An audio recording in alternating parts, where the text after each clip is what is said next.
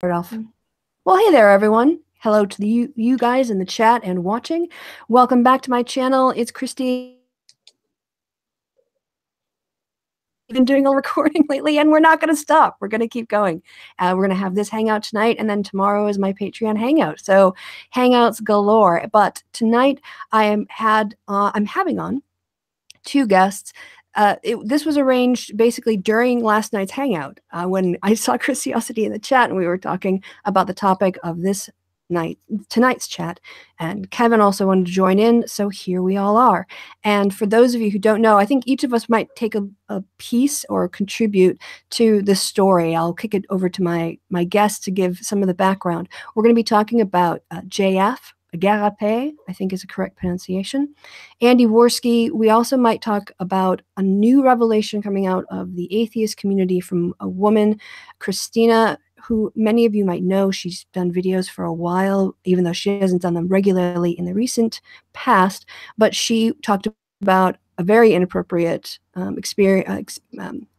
interaction with Lawrence Krauss being the one acting inappropriate. But tonight we're going to talk about pretty serious subjects, so content warning. There's going to be a lot of really disturbing and unpleasant conversation to be had. But I think one thing that we've learned from the Me Too moment and the Me Too movement is that these conversations are important to have because they are uncomfortable. And it's by talking about these things and hashing them out and putting light on them that they stop being taboo and the behaviors become, hopefully, taboo instead. Right, so with that said, I want to introduce Chrisiousty and Kevin. Chrisiousty, since I talked to Kevin last night, do you want to say hello to the people? And yeah, we'll start with that and a greeting from Kevin, and then we'll take up with the conversation. Hello, everybody. People who've been on Christy's channel before probably know me, but I have my own YouTube on my own channel, Chrisiousty. That's about it. What was your most recent video? Oh, I actually did a different hangout with Malmrose Projects, which was really interesting. And we were talking about, for anybody who doesn't know, she is fabulous. She does a lot of talk about everything from gaming to movies. She's going for her degree in sociology, and she provides just some really excellent input. And we were talking about the MythCon 5 lineup and some of the things we found rather strange about it. Let's put it that way. And you also have a series that you're doing on MythCon, which seems really appropriate in terms of the kind of community that we're talking about and the problems that were sort of pointed at by MythCon last year. Yeah, I do think that when you talk about how a culture can be set up, that could be a culture of harassment or a culture that accepts misogyny, accepts racism, or a culture that doesn't, you know, and how you go about saying, well, who am I making comfortable here and who am I not making comfortable here? You know, what are those sort of the social rules that I'm implementing and how does that play out? You know, so I'm not interested in MythCon because I have a fascination for, you know, minor cons that are in Milwaukee, but it's about, you know, how these things play out and how that they create a culture that just basically enables or even rewards harassment of women. And yeah, it's pretty yuck. Yeah, very much so. Just so you know, sometimes your audio is dropping out, and I don't know what setting you have it on, but you might want to try dropping it down to audio only because everything you say is so interesting, and I don't want to miss a word. So I'll kick it over now to Kevin. Kevin, you, if you want to talk a little bit about, well, what people can watch on your channel, but also you have your series Descent of Manosphere, where you have a topic or an ongoing segment called The Inevitable Bit About Rape.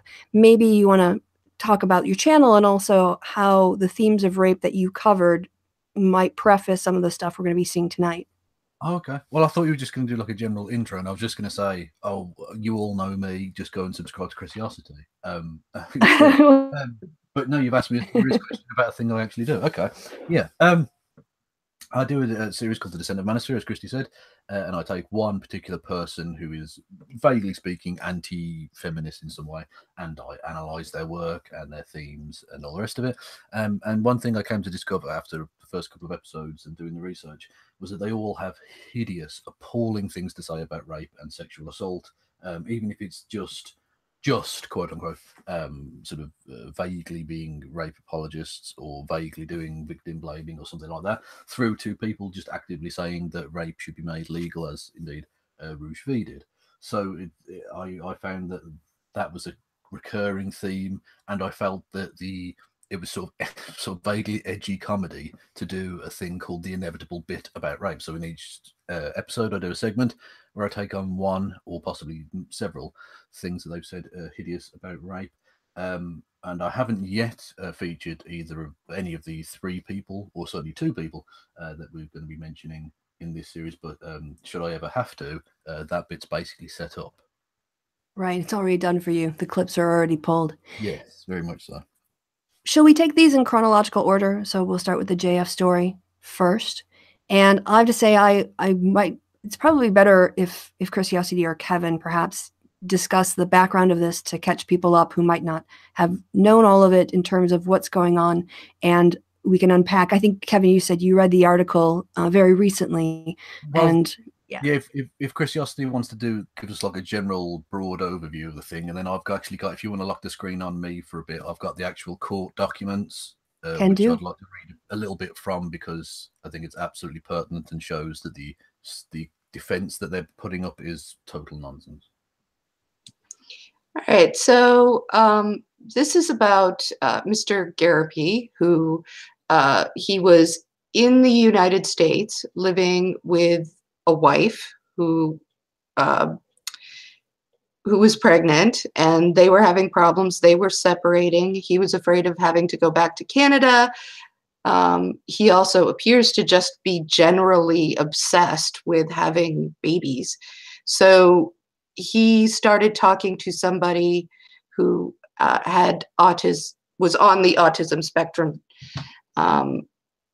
who basically there were, she's been described by people who've examined her as having a 10 or 11-year-old's mental ability, which I know that can be an odd way of putting it, and that can give, that's not really the best kind of terminology. I'm not into that, but anyway, he had her come up to meet him where he was. He was still married. He moved her directly in, and they started having unprotected sex so that she could become pregnant. So she was 19 years old at the time. Her parents came and got her and brought her back because they were her caretakers. She has not a capacity to really understand things like how to have a baby, how to take care of a baby, she doesn't even really do all of her own daily living care herself. And yeah, it was a really sick kind of situation when you read into it. And I do want people to know, because I know that some people were concerned, when this first came out, I had contacted, and this came out, I don't know, several weeks ago. I had contacted the lawyers that are mentioned in this document, who are the lawyers for the family, to let them know this is being passed around. This man is on YouTube saying all this stuff about these people and claiming that the father is, abusive or tried to hit him. I would have tried to hit the hell out of him myself if I was, the parent. So I can understand that. But just saying, like, you have some really icky people now, these white supremacist fucknuts, were passing around this poor woman and her family's information, and it was sick. So I did make sure that the lawyers were aware that this was happening so that they could be protected. And then, up until very recently, an article was published that sort of brought this all up again. Up until then, I didn't talk about it because I was hoping it would all die down. But now it's pretty obvious that as long as this sick dude, and I mean that he is sick, there are other court appointed psychologists who've looked at him and have found him to be mentally ill and just refusing to sort of take care of his own mental health because he believes himself to be the almighty, all wonderful, sanest person in the world. He's, that type. But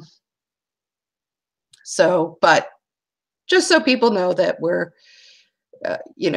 trying to do things as ethically as we can and keep people protected who should be protected. Right. Yeah. And thanks for pointing that out, because there was this has been internet drama for 6 weeks. So you said, like, at least a month and a half. And so the scuttlebutt and the Twitter stuff and the people getting agitated was happening on YouTube. But the recent article really brought it up again, and also put shone a bigger spotlight on it. So yeah, sorry, Kev, what were you going to say? I was just going to say, Chrissy left off on a really interesting point of saying that he considers himself to be this kind of Superman character, which a lot of fascists do, to the point where he actually appeared pro se in the court case. I have to say that he defended himself. He literally felt that he was so mentally capable that he defended himself. And Milo. Yeah, there's a thing that the far right consider themselves to be some sort of super race, and they show it in really odd ways that backfire because they don't know the law clearly, and that's fine. I don't know the law, but that's why I would hire a legal expert to defend me if I was in need of such. Anyway, yeah, I'm going to take you through now this court case document. If you want to lock the screen on me now, Christy and all, will do. You'll have to tell me because I obviously have to keep it on the actual thing. Locked and loaded. We're ready to go. Right, here we are. Right, it's from the court. Here we go. The Court of Appeal. This is all in the legal domain. Okay, are you scared? Are you sharing your screen? Am I sure? Oh, well, do I have to share the screen? Well, that's why I thought you want it locked on, because you were going to. Well, not just that, but I have to go out of audio only to share the bleeding screen. So, yeah, you do have to go out audio only. That's all right. I'll cover for you. Oh, look at that! Look at the gorgeous hair. Kevin's going to be looking at the screen, so I'll talk about the lovely locks. I'm now screen sharing. Can everyone see the document? Yes. Yes. Awesome. Right. This is all in the court domain, the legal domain, because it's court transcripts and there's no duck dropping. You will, when I scroll down in a moment, you will see one bit that's redacted. It's the date of birth of the person in question, because obviously that's legally protected information, and you don't need to see it because, I mean, you're not going to a fucking birthday party, Jesus. Anyway, so this is from the Court of Appeals. This is from the case where the parents were trying to get legal guardian custody over the daughter, who essentially, it seems, Jean-Francois Garapé essentially stole her, for want of a better phrase. Yes.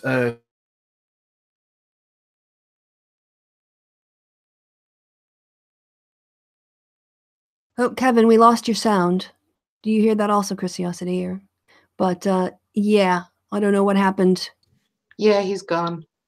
we can still see the screen, Kevin, but we can't hear you. Lovely technical problems.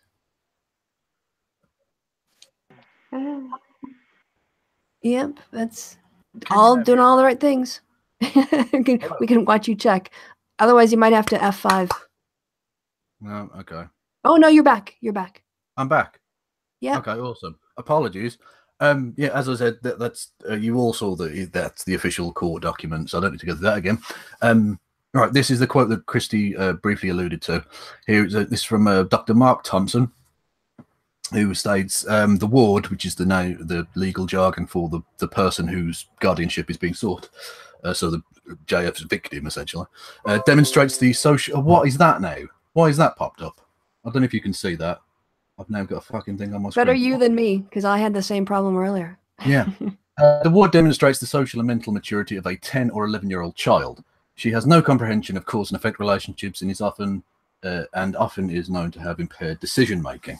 So this is the crux of it. The reason that I believe him to be a rapist, and I think a lot of people do, and the reason that he essentially skipped town in order to avoid prosecution, it would seem, was the fact that she can't give consent. She isn't mentally able to do so.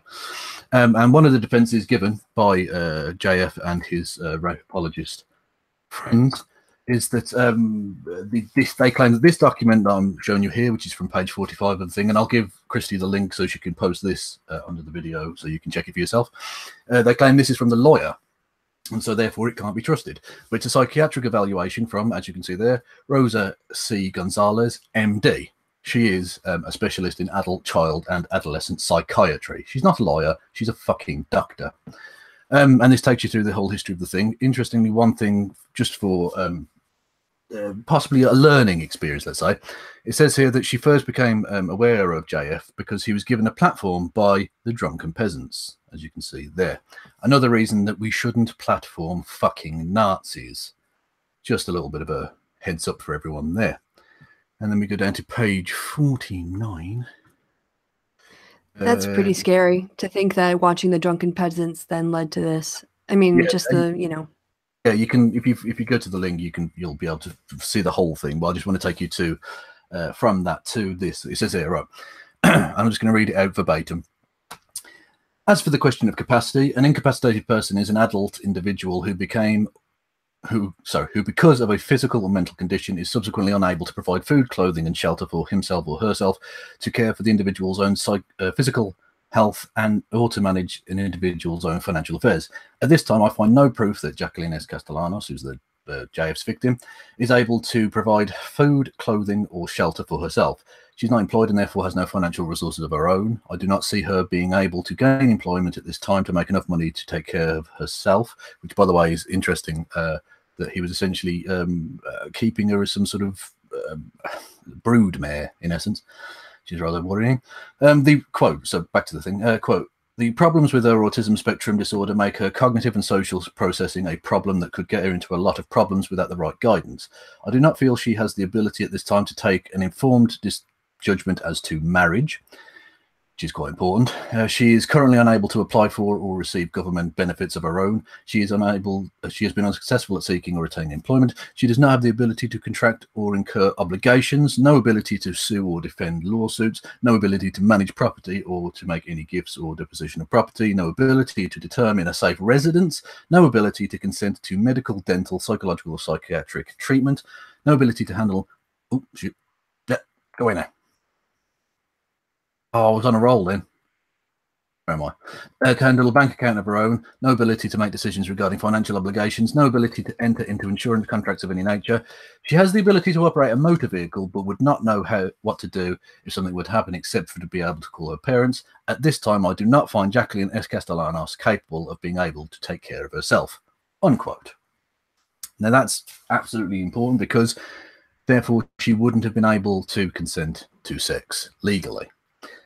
Neither will she be able to make consent to travel from, as we saw at the top of the thing, if I take you back, this is from the Court of Appeals in Texas, where she is from Beaumont, Texas, I believe. But JF was at the time... Oh, no. Oh, you're back. Hello? I'm back? Okay.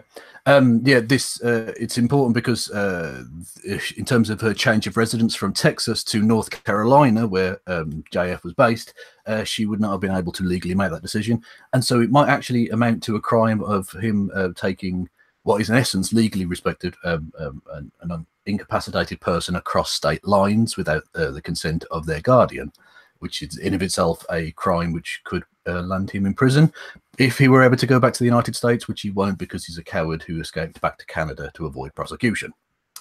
Yes, and it's actually fascinating. If you go, you can stop on screen share me now if you wish. It's actually fascinating. Actually, yeah, we don't need to see that ugly piece of fucking nonsense. Oh, come on. Yeah, it's actually fascinating if you go through the thing. He keeps referring to her as his fiance, even though that's technically illegal because he was still married to the woman in North Carolina and there were no divorce proceedings underway, so legally he couldn't be. And he seems to think, and this is where the him being mentally unwell himself comes into it, he seems to be under the impression that she's pregnant just because they'd had sex. He doesn't actually have any evidence for this, and in fact, in the court documents, she has a urine and blood pregnancy tests. Both come back negative. There was no plan for an abortion, which he seemed to think there was as well. He's just an obsessive who basically wants to create white babies because that then leads into his white nationalist nonsense. He is a rapist and a very, very dangerous man. Yeah, that's all pretty disturbing. I'm getting some echo. Kevin, yeah, I'll put my earphones in. Thanks. Chrisiousty. I have some things to say. I'll wait. I'll mute Kevin. All right. So yeah, I have some things to say on this topic, but before I start, I wanted to know if you wanted to step up in terms of your, life experience, work experience with people who are in vulnerable situations. Yeah, absolutely. So my spiel might go a little bit long, so I don't know if you want to do yours first. All right. No. So people should know that, oh God, for something like 10 years, I was a case manager. I worked with people who had intellectual disabilities. So I had, and women who have developmental or intellectual disabilities are at something like 7 to 8 times the rate of being raped or abused as other women who are comparable to them. And it is a really it's an epidemic problem, to be honest.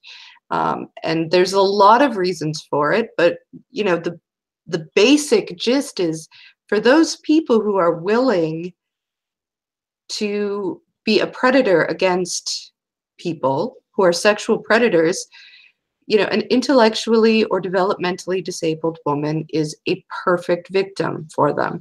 They are vulnerable. They are not taken seriously by authorities when they come forward.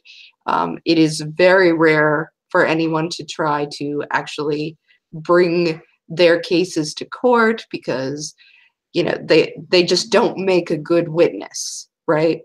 A lot of them have difficulty, and she, in this the psychiatrist who's examining her sort of mentions the difficulty that this woman has in expressing herself. She says, well, you'll ask a question and then she'll pause for a little while and then she'll give an appropriate response, so you can see how that would come off strangely to people who were watching her, like, well, what happened then? 10, 9, 8, 7. Oh, well, then I went out to North Carolina. It's so there's a belief among DAs, and I'm sure that there is something to it, that this is a waste of their time. They're not going to be able to get a conviction. People aren't going to take these young women seriously. She has an autism spectrum disorder. And there are a lot of people who are coming out and saying, oh, nobody with autism can have a relationship. That's nonsense. Autism there's a reason it's called a spectrum disorder, right? Because there's a lot of potential things that could be involved there. And you could have an autism spectrum disorder and have a family and a job and everything, and be perfectly like anybody else in society, and it wouldn't even be that noticeable. Or you could be at the other end of the spectrum where you can barely speak or interact, or and it's very obvious that there are disabilities there and problems there. So because of the range that we're talking about, it makes no sense to say, oh, you don't want anybody with autism to have a sexual relationship. No, I want people who can consent to having sexual relationships and want to. I want them to be able to do so. And let's be honest about this particular lady's situation. Maybe if he had actually loved her and had actually gone about something in a loving and respectful way, you know, dragging somebody who's 19 across state lines away from their family, and the only caregivers that they've ever known, in order to immediately move them in and start having unprotected sex so they'll get knocked up. That's not loving. And it's certainly not loving for a person who has these disabilities and special unusual needs. You know, the psychiatrist mentioned that she wasn't eating or sleeping because she was so overwhelmed with anxiety about being pregnant. So that's cruel. You know, this is not an act of love. It's an act of cruelty.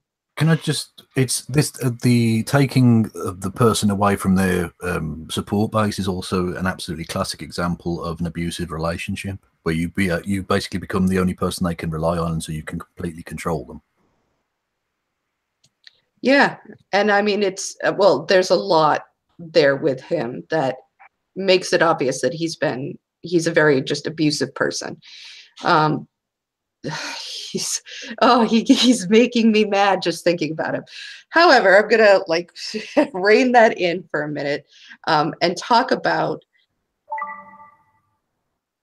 when we say that somebody has the mental capacity of a 10 or 11-year-old, we don't mean they are a 10 or 11-year-old.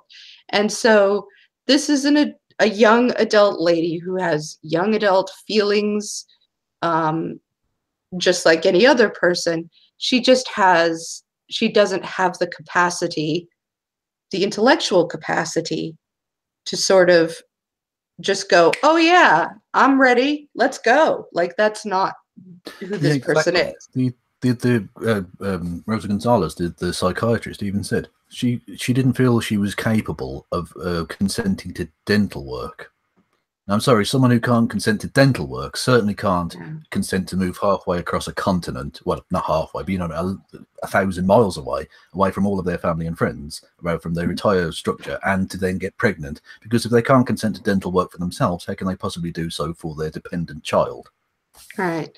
So what you have when you are working with people, like when I was a case manager, I would often work with people who had disabilities that were impediments, but they still had hopes and dreams and wanted to do things. And there is a process. You can work within that process and the goal is to bring them to the greatest degree of independence and capacity that they are capable of. You know, and I know that it maybe sounds hard, like maybe some people can't go. There are limitations that they can't overcome, places that they're maybe not ever going to get to. And that is sad, but that's also true of everybody. You know, I don't know anybody who's 19 years old and says, this is what I want to do with my life, and boom, there it is, right in their lap. You know, it's going to be work. It's going to be effort. There's going to be compromise. And it's just really, you can't expect that it's going to be a person who has real serious disabilities is going to follow the same path as a person who isn't. It would be like expecting a person who is who can't walk to just get up and start tap dancing. It isn't going to happen, not that way, you know. So yeah, sometimes you have to work within the constraints that the world gives you, and that's not just true of people with disabilities. That's true of everybody. I am a klutz. I'm also never going to be a tap dancer. You know, like it's never going to happen. So yeah, my tale was more of a, I guess, a secondhand story. This is the story I was telling. The condom no, was too sorry. tight. Like I got set Andy off. Oh no. early. Sorry about that. The point that I wanted to make was my mom worked for, it was called back in like the 70s and 80s, the Association for Retarded Citizens, but then retarded became not a very nice word. And so they just called it the ARC. And now they talk about, they refer to people with cognitive disabilities. There was a family. So a lot of times people would move into assisted living centers, but sometimes they would stay with their families and then enjoy or join in the activities, that might be organized by the group. And I'm not sure exactly what the situation was, but I remember my mom relating to me a story of someone that was a client of the ARC, or the ARC, and her mother was really worried about her and in a very difficult space, because I don't know what the young woman's disability was, if it was Downs or if it was a different form of disability. But she was, quite sexually enthusiastic, shall we say. And so she would try to hook up with boys that she knew. And her mother was terrified of her getting pregnant because the mother was already like into her 60s. She was taking care of her adult daughter with cognitive disabilities. And the last thing she wanted was to have to bring up a baby and take care of her daughter as she was, retiring. And so they were looking at what were the medical options with her being her guardian. Could they put an implant in her, or was that a violation of? So there's, very important discussions to be had about people who have various types of, not physical disabilities, they have different challenges, but people who have capacity to consent issues. I don't think, and Chrisiousty is kind of, I don't want to take away from somebody their sort of basic human right as a sexual being. There has to be care here. There has to be, especially, as you were pointing out, Chrisiousty, these are vulnerable populations who can be taken advantage of by people. And that's where the concern comes in here, especially, is that being taken advantage of putting somebody who doesn't understand cause and effect, as Kevin read out in the court documents, putting them in a situation where he's trying to get her pregnant, and the stress that would cause her. This is, again, really disturbing, very unsettling behavior. And I'm glad this is coming up in terms of it being exposed and his actions being attached to his name, because he did those things. So I think he should be held responsible for the things that he did. That's my take on it. Yeah, I don't see any possibility that this would be the last time he ever did anything wrong. Let's put it that way, because this appears to be a pattern of behavior. He lost his job at Duke because of an inappropriate relationship he had with an underling. It won't change, because this is part of his political struggle, as he sees it, to create more white people. This is an action he takes because he feels he's in part of some sort of civilizational war. And I can't see that's going to change. And it certainly hasn't changed in the intermittent time between these actions and now. And so it would be incredibly, it would be stretching credulity to the point of breaking to think that he wouldn't engage in these kind of practices again. Yeah, so people should know about it, and people should know that, to a degree, the alt-right is a horrible place for women. There's a reason not a lot of women sign up for it.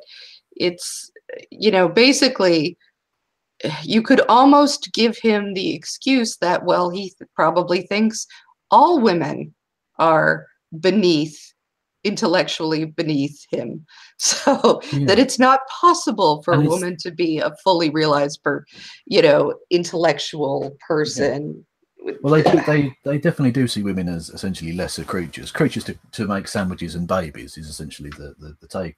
And as you mentioned, very few women sign up for it, and even those that do, I would advise people to go and watch a video made by Tara McCarthy. I wouldn't advise you to watch many of her videos, but the one she made basically asking her male followers to essentially back off from the sexism stuff, to which I had to just mark with absolute incredulity. Just what did you think you were signing up for? You're signing up for men in control, you as a secondary citizen, and then you're worried. Then you get annoyed that they're treating you in exactly that way. They're a very, very sexist movement. Yeah, and you can see this also. I mean, Newsweek just came out with a story on somebody from, I forget it's becoming really hard to keep all these groups straight these sort of little fractions of white nationalist, but someone who had been sleeping with his mother-in-law and abusing his wife and got into a fight with another male member over all of this. So it's, you know, I mean, these sorts of things are coming up a lot. And a big part of it is just not having a basic respect for women, a basic respect for their humanity and their consent. Because if you don't respect somebody as a human, you don't care if they're consenting or not. Like, it's not even a problem that's really going to keep you up nights, because you just don't even think of them as that way. Yeah, you don't seek their consent because you don't care if they want to or not. It's simple as that.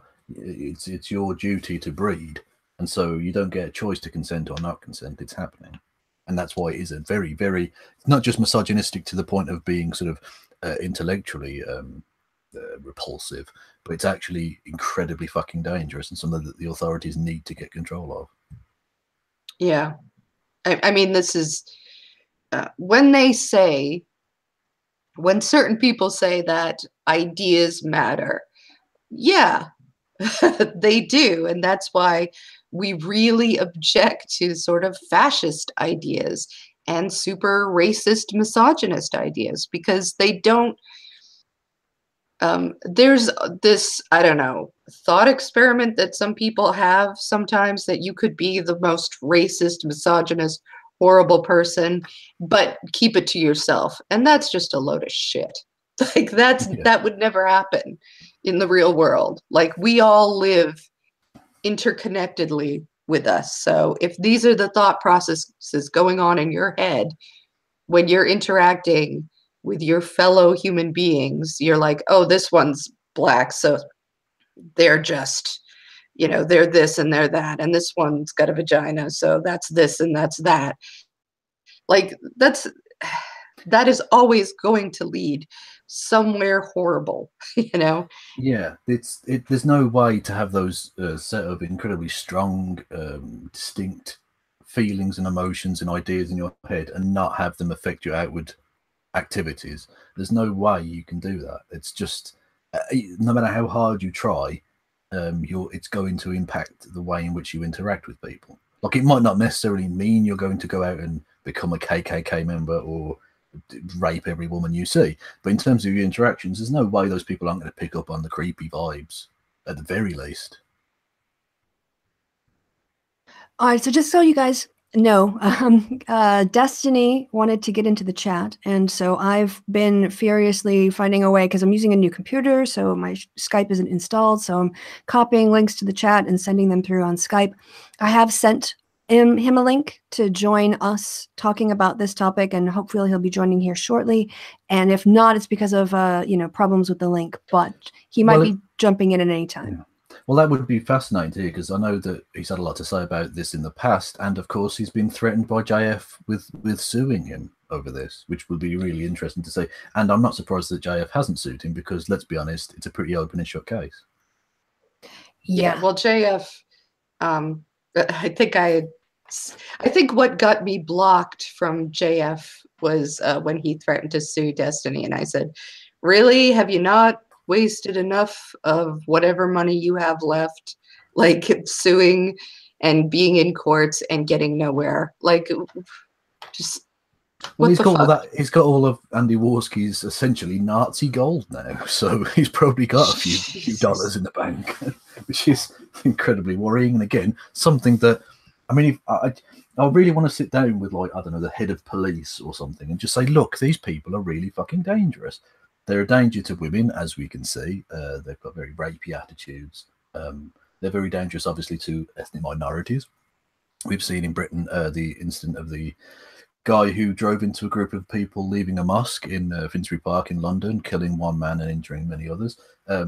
We've had, obviously, the murderer of Heather Heyer as well, Fields, James Fields. We're seeing a rise in the terrorist attacks, and obviously now a rise in sexual assaults from these people. They're very dangerous, and it's time to nip it in the bud. I'm not saying we need to censor them or no free speech for anybody or anything like that. But these people are not doing free speech. These people are hurting people. These people are engaged in criminal acts. Yeah, I mean, I think that we have to be very clear. That woman who, I can't remember her name, but she got in trouble over Peterson. She's having somebody on and calling it, oh, unpopular opinions. And she's having on Nazis. Not the problem with Nazis' opinions is not that they're unpopular.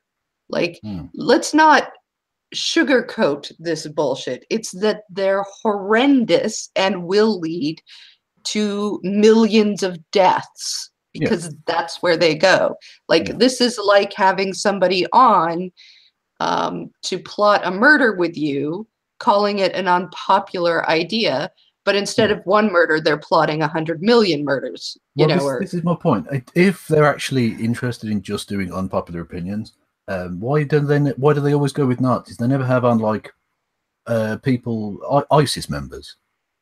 Their views are very unpopular. Their views are being squashed, suppressed by government bodies and all the rest of it. Why do they never have them on?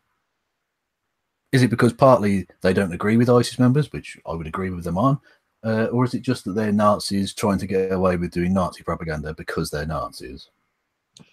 Yeah, The Big Bang Theory is an awesome sitcom that is an unpopular opinion, but this other stuff is not an unpopular opinion. Exactly, and there's nothing dangerous inherent, other than I suppose the future of comedy, in debating that as an unpopular opinion.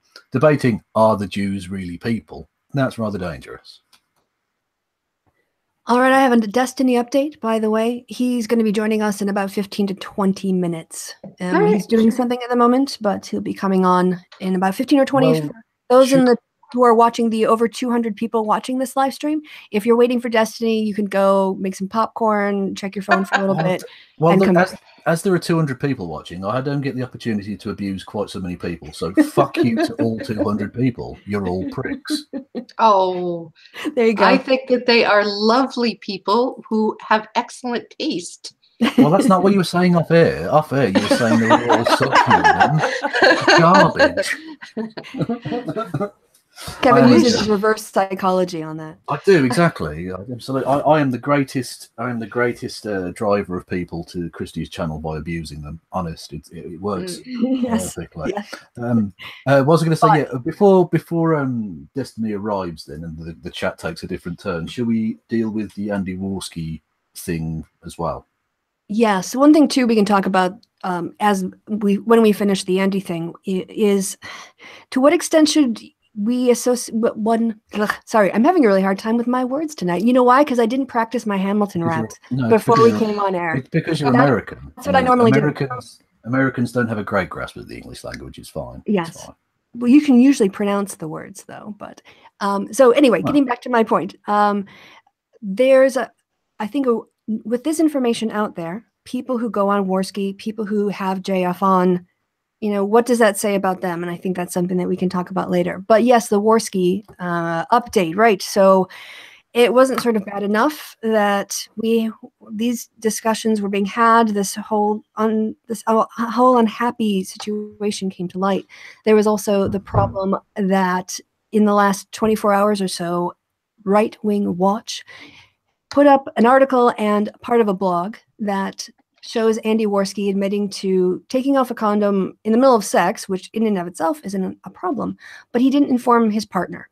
I think it's best if we just let Andy speak in his own words. So I have here queued up the video, which you got briefly to hear before, accidentally, my mistake, Entschuldigung, meine Fehler, meine Freundin.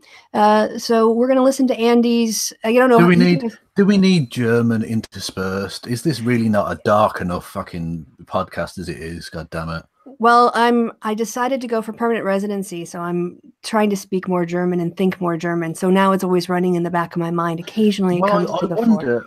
I wonder if as a white person you will be as hated as the other immigrants the AFD don't like. I wonder. It's a thought, isn't it? Yeah, I'm probably one of the good immigrants.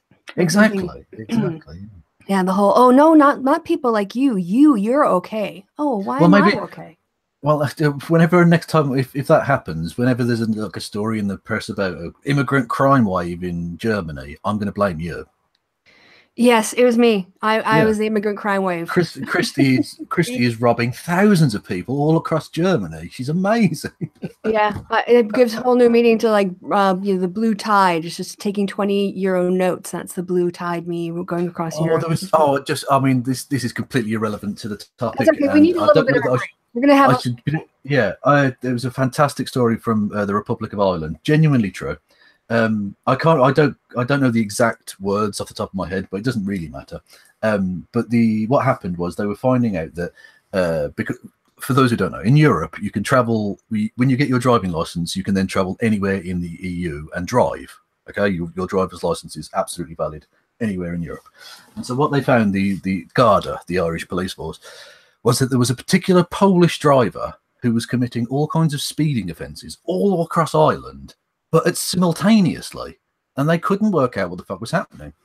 And they found out that what was happening was, rather than taking down the names of the individual people from the driver's license, when the police were stopping people for speeding, they were taking down, I forget the words, it's like Zlaf Jabedak or something like that, which just meant driver's license in Polish. And so the Irish police were just putting down driver's license in Polish, thinking that was the person's name.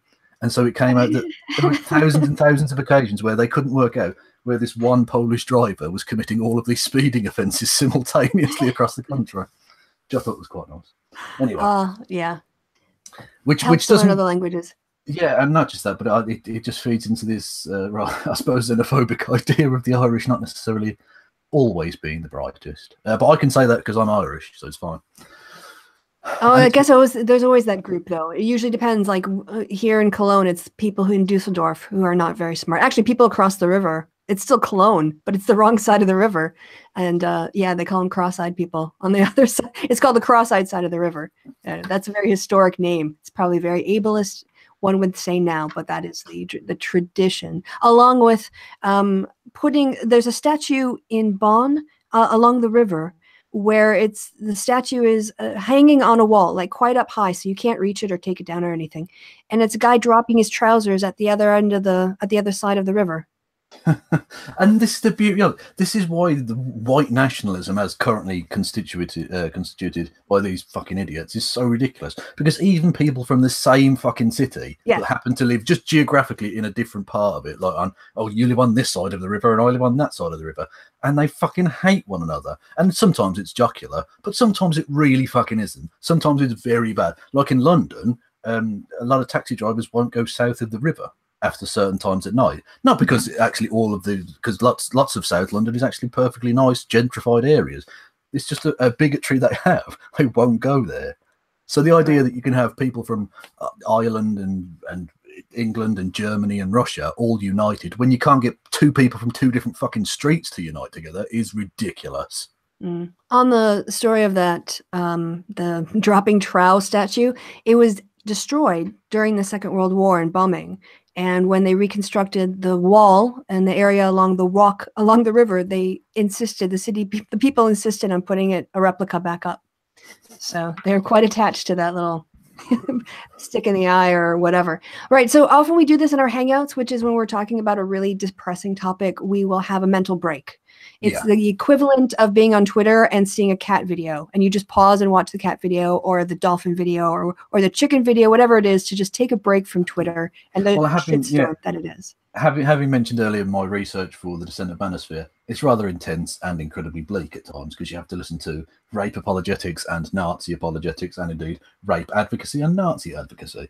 It's all very bleak. And so I have to go and spend some time with my cat, chill out, watch some sport, fucking intravenous Guinness and just chill. Do you know what I mean? Yeah. And I think it's worth doing that when you're broadcasting. It's much more intense, and so even half an hour of talking about this person's a fucking rapist is really, really intense. So it's best to just chill and take a break. Some little sidebars. Yeah.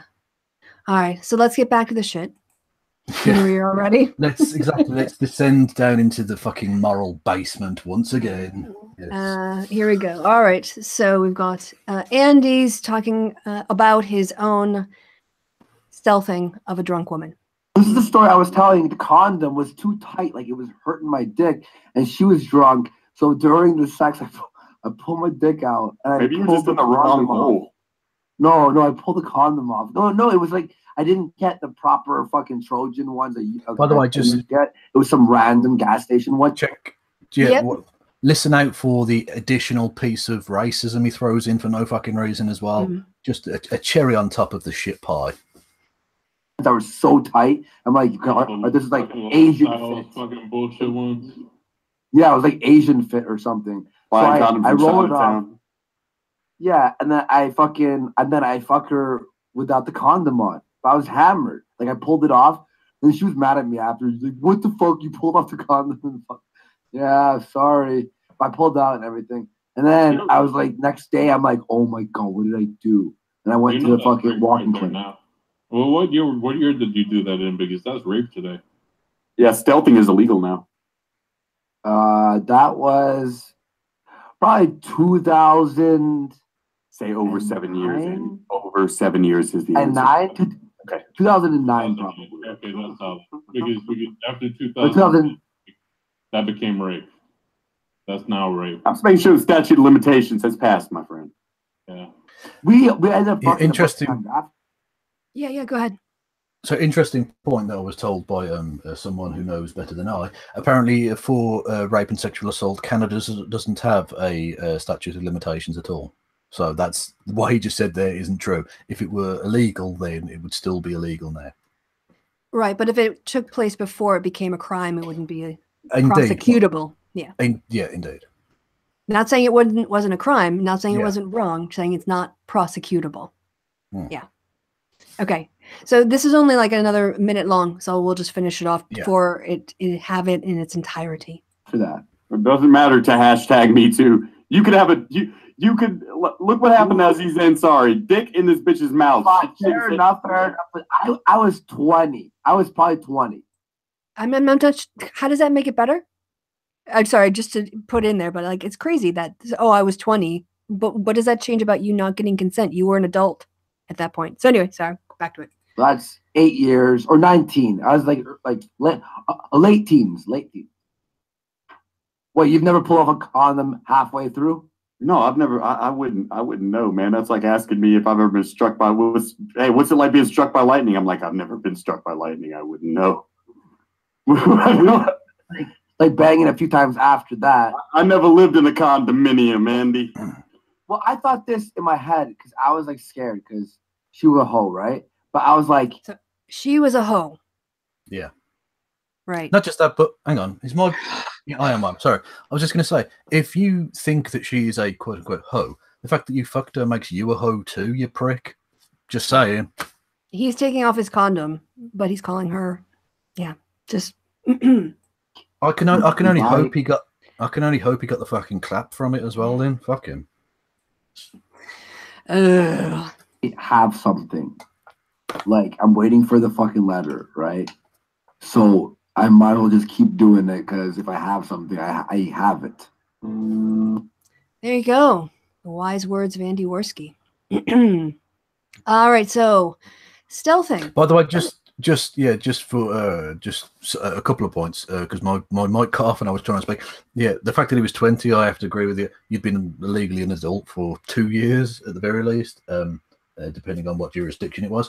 But so that's not an excuse. And secondly, just because you pulled out, just a quick note for people, sperm can be released at any point during the sexual process. So don't think that just because you pull out, it's not going to get the person pregnant. Yeah, and he said we had sex afterwards. Like that consent is a thing that happens in the moment. It doesn't matter if she consented to having sex with you later if you took off the condom and you didn't inform her and then she re-gave consent and proceeded. Like this, the logic of this of, oh, well, if I had sex with her afterwards and she was okay with it, it couldn't have been rape. Well, exactly, yeah. And not just that, but I mean, people who are abused in relationships often continue to have sex in order to placate a dangerous person. Doesn't mean it's not rape. The thing, and he clearly was gaslighting her because she was angry with him, and he's, what are you so mad about? Like, and that is just a typical abuser's trick, of making it sound like there was something wrong with her, being upset that basically he was, I mean, at the point he took his condom off, the sexual act that was going on was not the one that she consented to. She consented to protected sex, to sex where she had some reasonable expectation that, either diseases or the possibility of pregnancy were things that she was being protected from. And the minute he took the condom off and then proceeded to do what he wanted to do without informing her, there was no consent.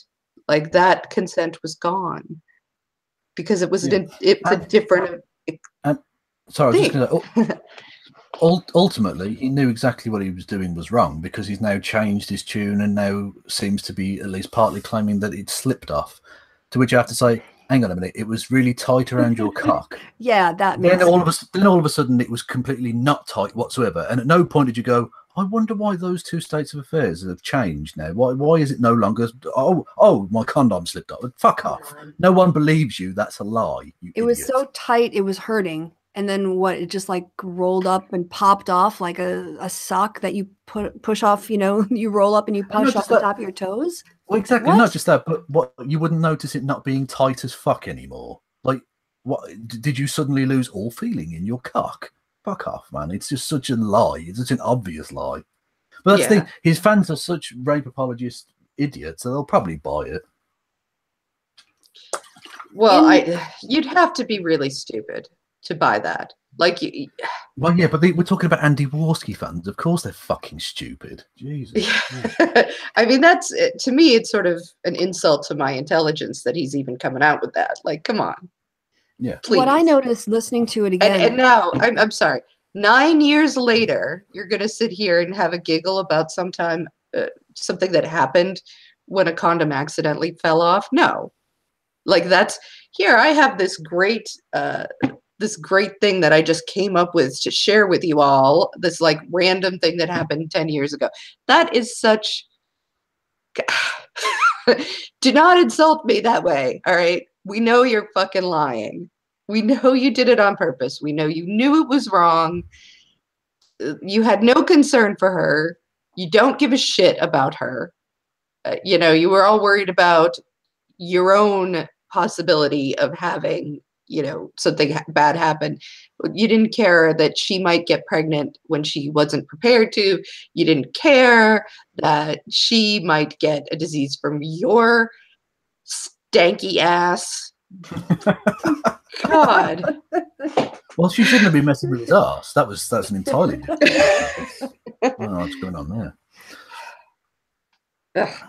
Well, I noticed when he was talking about it, there's that moment where he said, "What, you've never taken a condom off during sex?" And this sort of like, "Am I right, guys?" moment. And they're like, "No." Vadim's in the chat. Vadim, do you want to come on? You might as well invite every fucker. Well, I'll send him a link in a second. Let me finish my point. That's okay. Then you guys can talk, and I'll be running the back show of my own channel's program.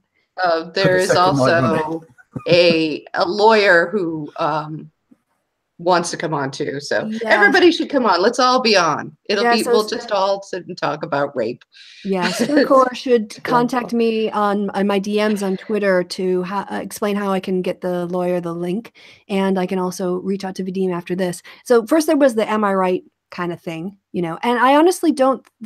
I agree with you mostly, Chrisiousty, but in part I disagree, a small part, and that is he was being selfish. He wasn't thinking about her risk of pregnancy. He was concerned about his sexual gratification in the moment. And I don't know, though, that he really thought what he was doing was wrong. And this was the thing that motivated the tweet that I sent, which is my second point, that when people get offended at the slogan, "Teach men not to rape," the reaction I've gotten on Twitter from people who find that statement offensive is they say, people know that rape is wrong. Men know that rape is wrong. You don't have to teach men not to rape. Well, the thing is, rape is not just like a moral issue, it's a legal issue. And consent and understanding what consent is under the law, if you, that you do have to teach men, apparently you have to teach Andy Warski not to rape, because he didn't know that that was a crime when he committed it. And so it's not just don't teach, you know, or teach men not to rape. I think we should have consent courses as part of our health courses, because women too might not realize that a crime has been committed against them when a man does this. They might just be angry and upset and worried about pregnancy, but they might not know the law. And so this is why we have to teach people about rape, and we have to make sure men understand where the lines are and what consent is. Teach them not to rape, right? And it's about getting consent. So that was my point. And now I'll kick it back over to you guys while I furiously work the magic to bring more guests onto the show.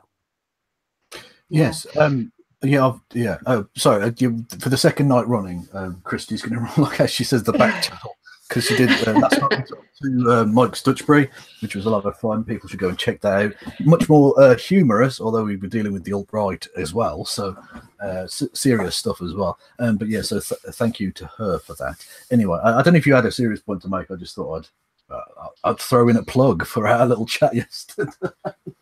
Yes, and it was to do with her. You know, I guess that she's right. Now that she brought it up that way, he didn't know it was. At least he didn't know it was rape, or if he had some idea that it was wrong, he didn't know exactly how wrong it was or why, which is amazing to me that you would like. If I come up to you and have sex and then afterwards say, I use the old pinhole in the condom trick, you'd be out of your mind. Like, you can't do this to people. All right, that's not okay. I don't know if I don't know how the law works in Canada, but I presume it would work on the same basis.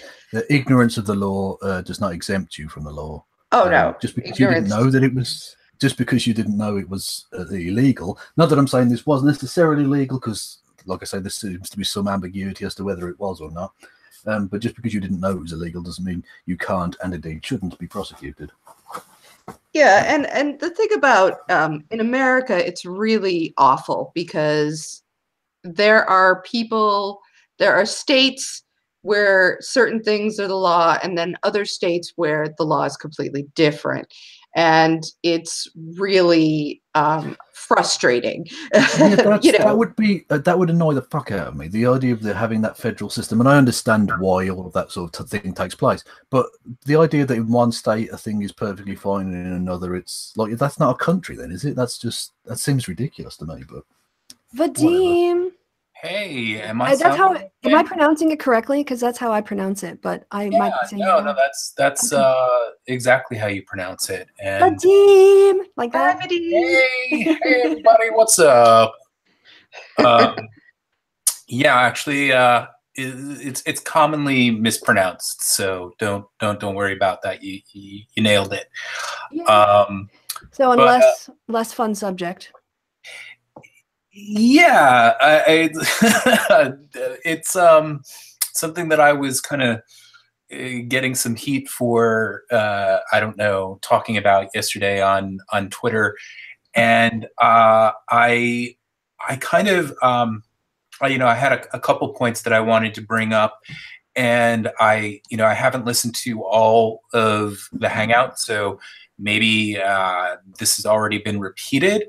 But one thing that I just found personally really crazy about the situation is that, this article was published by Right Wing Watch, and I believe that the terminology, I believe they never actually used the term rape. I think that they used the term sexual assault several times, which can mean, of course, a whole number of things. It can mean rape, and it can mean things that are far less severe than rape. So both he and all of his fans have gotten up in arms over the fact that that term was used. And usually, like in a lot of the complaints that you'll see on Twitter, they'll like say that they used the word rape. They didn't. But the crazy thing is that his friends multiple times use the word rape, and there's no like element of like, you know, kind of just mocking him or them, because I mentioned this to a few people and they were like, oh, they were just busting his balls. No, there's nothing that really implies that from the way it sounds. They were having this sort of, oh, we're getting an echo, by the way. From me? Yeah. Yeah, I can hear myself back. I'll mute myself for a second. I've been trying to find, for some reason I'm having a problem with that, but I'll mute myself right now. Okay. You know, I was just going to add that argument is absolute nonsense. They were clearly not busting his balls. They were clearly having an actual, albeit broad strokes, but detailed legal argument about the statute of limitations and what law came into effect in what year. They weren't having a joke. They were having a legal discussion. So this is probably a good time to say hello to the wrong bishop. Yeah, Hello there, wrong bishop. I'm sorry, real quick. I wanted to say that I hope I'm not echoing, but I've been having like some sort of weird issue with my computer, so I'm going to try and resolve that. I may not be able to chime in for a while. Yeah, your sound coming through is fine. It was just we were picking up Kevin in the background. Yeah, when I was talking, I could hear myself back through your speakers. But that seems to have corrected itself now, so I don't quite know what's happened. So you seem okay now. Cool. So the wrong bishop, if you want to introduce yourself, give your background, give your take. Yeah. Sure. I'm basically a YouTuber, an NTSCW YouTuber, but by day I am a lawyer. I'm not a litigator. I don't do litigation, but I do transactional trademarks.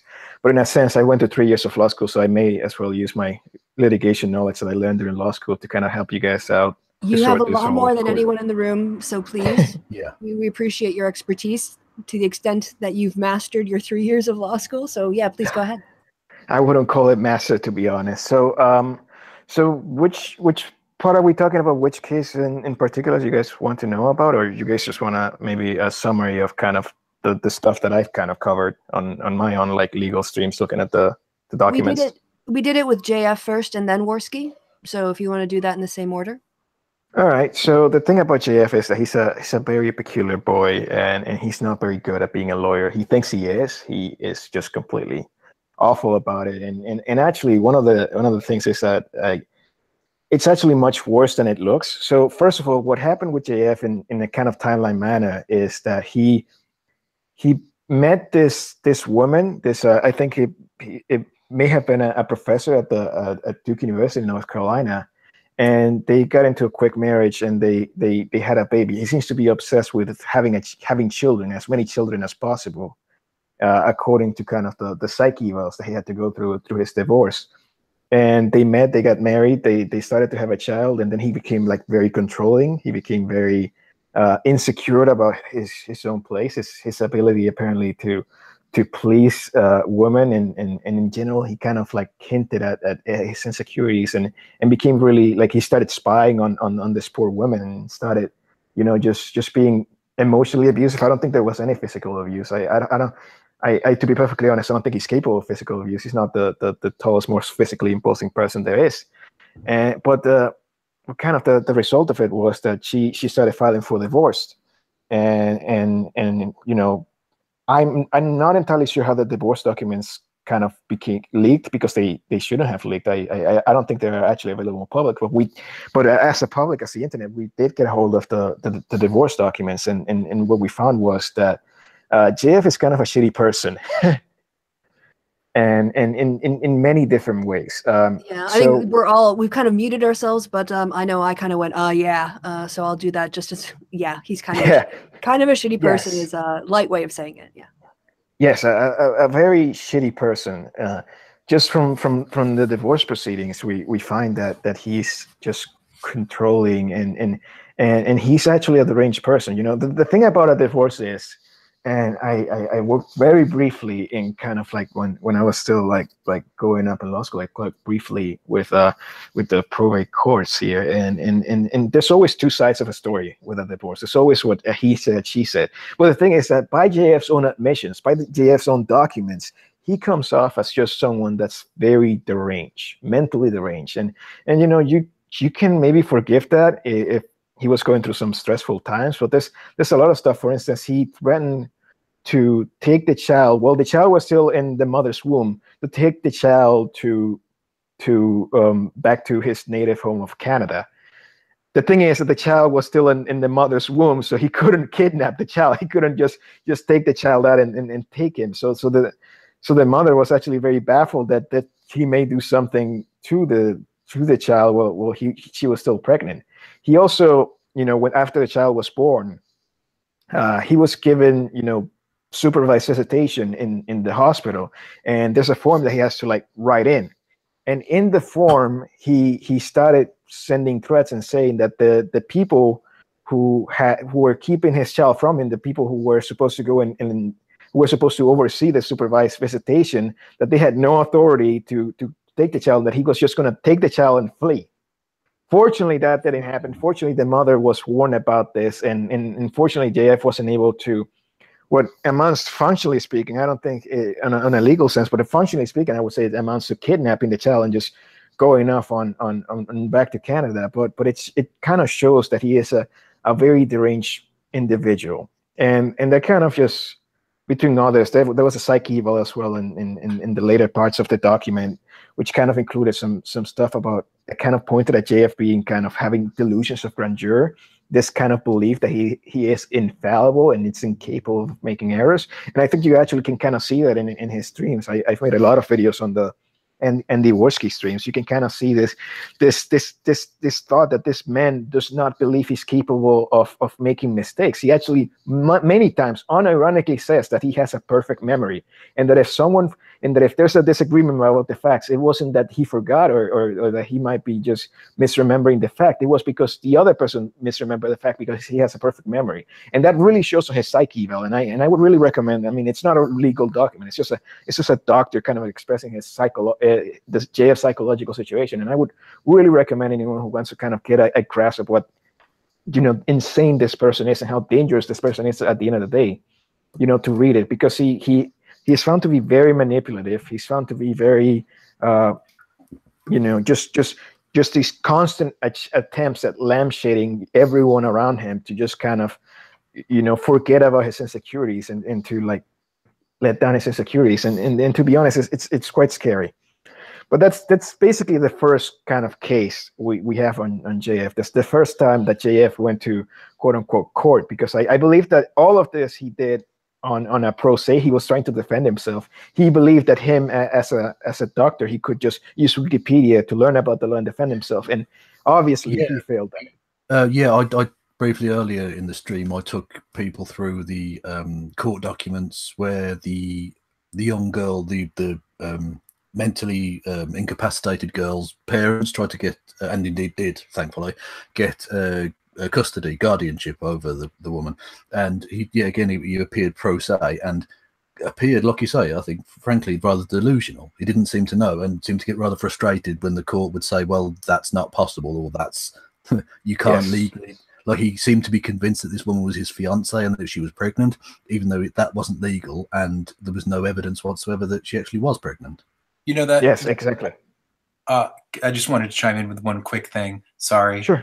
What you guys are talking about reminds me of the fact it's sort of simultaneously a very funny but kind of horrifying aspect of all this. I believe with the 19-year-old girl, he told her that if she got pregnant, he would be able to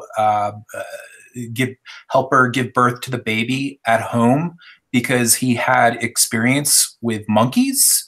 I think that was in the past marriage. He was trying to force. That was the past marriage? Okay, I'm mixing things up. God. But still, I just, the whole, when you guys are talking about him having delusions of grandeur and believing that he's far more capable of things than he actually is. He also, this was probably him just knowingly BSing, but he apparently told the 19-year-old girl that he was going to get her a cooking show. Yeah. So the thing about the 19-year-old girl, and it's actually, to be honest, one of the most facepalm moments I ever had in any kind of legal situation. And to be honest, I used to have a very kind of liberal kind of opinion on pro se litigants. But after looking at how JF messed all of this up, I am now a firm believer that kind of going pro se is actually very dangerous.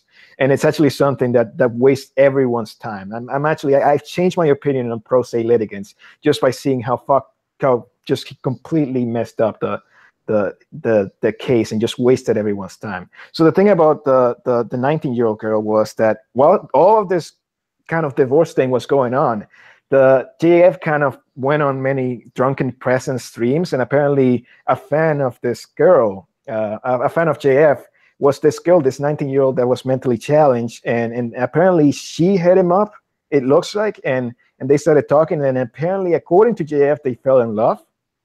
He fell in love with this mentally challenged 19-year-old girl, and it was actually, and I want to kind of dispel this notion that she was, just high functioning. She had high functioning autism, and yes, the doctor did describe her as high functioning autism, but the doctor also said that this girl could not subtract 7 from 93 and could not spell Houston backwards.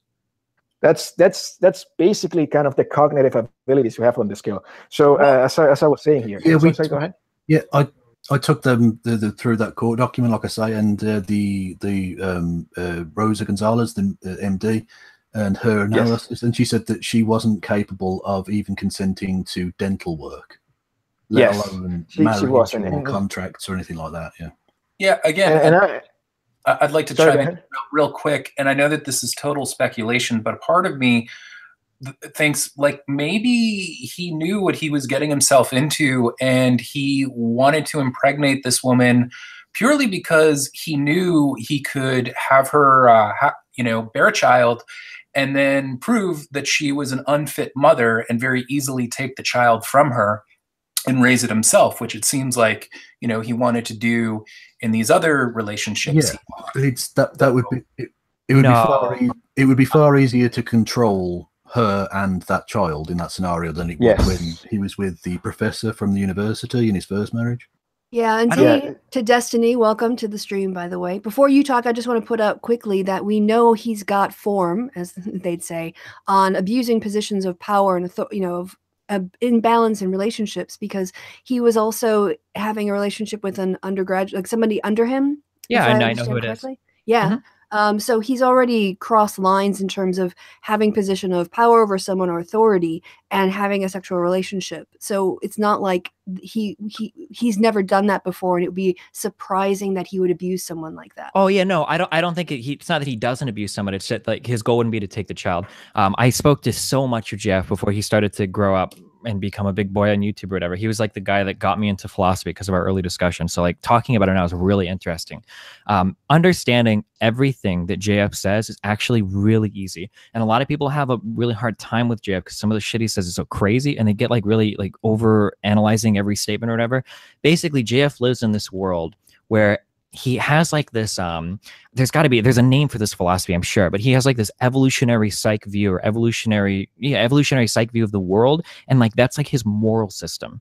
So the question you always have to ask is, what will allow you to make the most number of babies? And then to somebody like JF, that is the morally correct answer. And this, if you just remember to follow this will guide you down every single thought process that JF has, and you'll understand exactly how he thinks. I'm not even joking. It sounds like a troll, but like if you look at like this situation with the 19-year-old girl, the fact that she is autistic doesn't matter. The fact that his behavior was creepy doesn't matter, or that he's staying like, all that matters is he found a way to propagate his genes, and she should have a way to propagate her genes, and the children they make will pass those genes on. That's like his view of every social issue, of every political issue, of every ethical issue. Always comes down to propagation of genes. I'm not even joking. No, I've seen that with somebody that I knew in our PhD who was studying rational choice theory.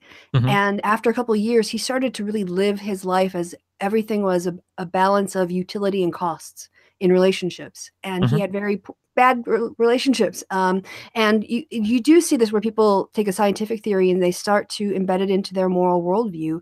Another case I would point out is probably Peterson. I think he uses evolutionary psychology to justify a lot of essentialist claims. So, I think that field, there's a danger of sliding from theory into practice in a moral framework that is misapplying the theory.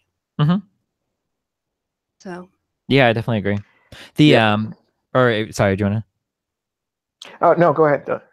I was going to say the interesting thing that I noticed about this, and this popped up a lot with my discussions with Amosi about, because he's a guy that wants like no age of consent, that like 2-year-olds can consent to sexual activity. The thing that really interests me in these conversations about JF and the conversations about things that, you know, Andy and the condom and everything, I think you guys were talking about that earlier, is I noticed that everybody has a really hard time understanding like sexual dynamics. And there's like a lot of weird stuff where I start talking about these and I realize that nobody has any idea what they're actually talking about. So like here's an example, okay? The JF stuff with that 19-year-old girl, the fact that she was mentally retarded, honestly, in my opinion, and maybe I shouldn't say mentally retarded, high functioning autist, developmentally delayed, whatever your term of choice is here, like isn't even really the worst part of that scenario. Like if you present all the facts of that case, regardless of any mental disability, it's almost as bad. Like you have a 19-year-old girl who has never lived alone before, who's never lived apart from her parents, has never had a boyfriend, has never like worked a job and lived on their own. Like I should think she had a part-time job, was convinced by a 30-plus-year-old man to move across the country without talking to her parents, without telling any friends, with the sole purpose of putting a baby in her within the first week of her living. Like all of these details on their own are very fucking creepy. And not creepy, but like really predatory. And the fact that like a lot of people will try to counter, like, okay, well, she was able to drive. It's like, dude, like that's like not even relevant to anything here. And I noticed in a lot of these conversations about like sexual assault or rape, like people have a really bad idea of like what informed consent means or what it means to be in a position of power over somebody. Can I throw something in here? Because it's I think it does matter that she had intellectual disabilities in the sense that there is a reason that women who have these sort of developmental disabilities are so very vulnerable to sexual assault. It's something to 7 to 8 times the rate of other women in other situations, similar situations. And it's because they're very attractive to predators. You know, and it's very easy for them to get away with this crime. They are not, they make, we sort of reviewed some of this. They make poor witnesses in cases, or DAs believe that they will. They are not believed. They are easily manipulated. You can convince them. There's something that I think that that Christy's going to be linking below, where a woman, she'd been raped by these 2 people that were living in the household that she lived in at the time. And the mother was trying to convince her, this was, you told them to do it. This was you know, and they actually had her on tape saying this to her, and they actually went after the mother as well. But if that had not been on tape, you know, and if she had been able to convince this woman of that, you know, she would have gone in and said, no, I told them to go ahead. I told them to do it, which is not what happened. You know, it's, there's a lot. So it doesn't surprise me that somebody like JF would go and specifically find somebody who had these kinds of developmental disabilities and who was vulnerable to this sort of thing. My problem when I have these conversations, and I'm going to trigger a lot of people saying this, but like the problem that I have when I have these conversations is that when we talk about like, why is pedophilia wrong, or why is taking advantage of somebody with developmental disorders wrong, is that people fall back on these answers. It's like, well, you shouldn't do anything with children because they're children, and that's just wrong. Or we shouldn't do anything with developmentally delayed people or people with mental retardation because it's wrong, because it's bad to do it. But people seem to have a really poor understanding of like, well, why is it wrong? Because understanding that is really important. And the reason why I say this is because in regards to this specific girl, like you get lost in the weeds really quickly. You're like, well, she wasn't that retarded. You know, she drove a car across the country. Like, how dumb is she? And it's like, okay, well, like, let's look at the cognitive process going on here. Like, what reasonable person would leave their family, move cross country to get impregnated by a guy that she doesn't know that well? Like, these are not the thought processes of a reasonable person. Like, even if she wasn't mentally disabled, this is really, really, really fucking wrong and really bad. Like, it should be really obvious. Not to downplay the fact that she does have a mental disability, and I do agree that that's disgusting too, but I think understanding like how wrong it was, even regardless of that, I think is really important. So I I was a case manager, human rights officer with people with intellectual disabilities. So that's sort of where I come from. And I think that it's important for people to understand that a person could be very high functioning in one way or in a certain scenario and have no comprehension of, you know, just even basic cause and effect in another one. And that appears to be where she was at. And I had seen similar situations when I was case manager where things like this happened. And you could say, oh, this person can play the piano. They can play like a, you know, like a maestro. They could be on stage and yet they can't, you know, going to the bathroom is a difficulty for them, the process of that. And it's because our brains are funny things, you know. When you think about the cognitive process of lying to somebody or figuring out how somebody, whether or not someone is lying to you, that's actually a very cognitively sophisticated thing that you're doing. You're just not aware of how sophisticated it is. You're not aware of all the sort of links that your brain is taking to take in information and compare it to things that you've seen before and understand what's going on.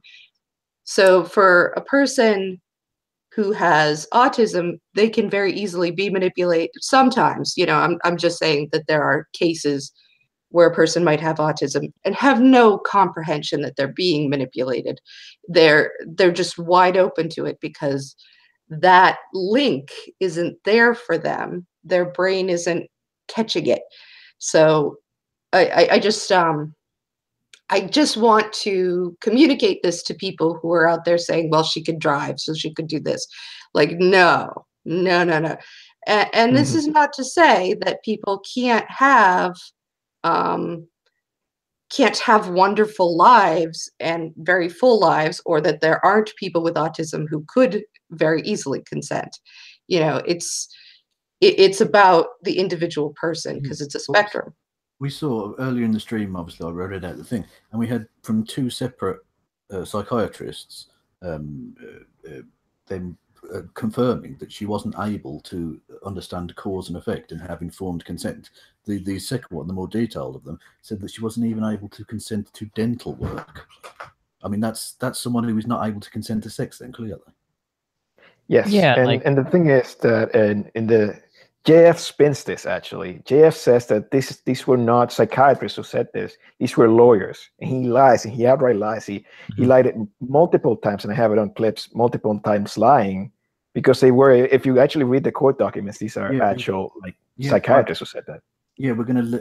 I should have given her the link before to post below, but after this is posted, I'll post a link to the exact documents that I was reading from earlier, and it's from a woman called Rosa Gonzalez, MD, who is a trained psychiatrist, court-appointed psychiatrist.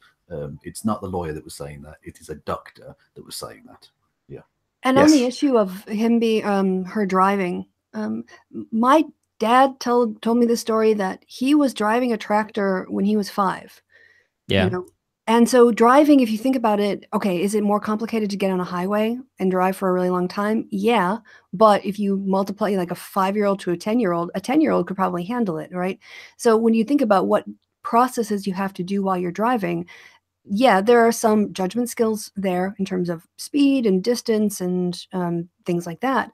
But that's very different from understanding the implications of the changes to your body and the demands of having a child, you know?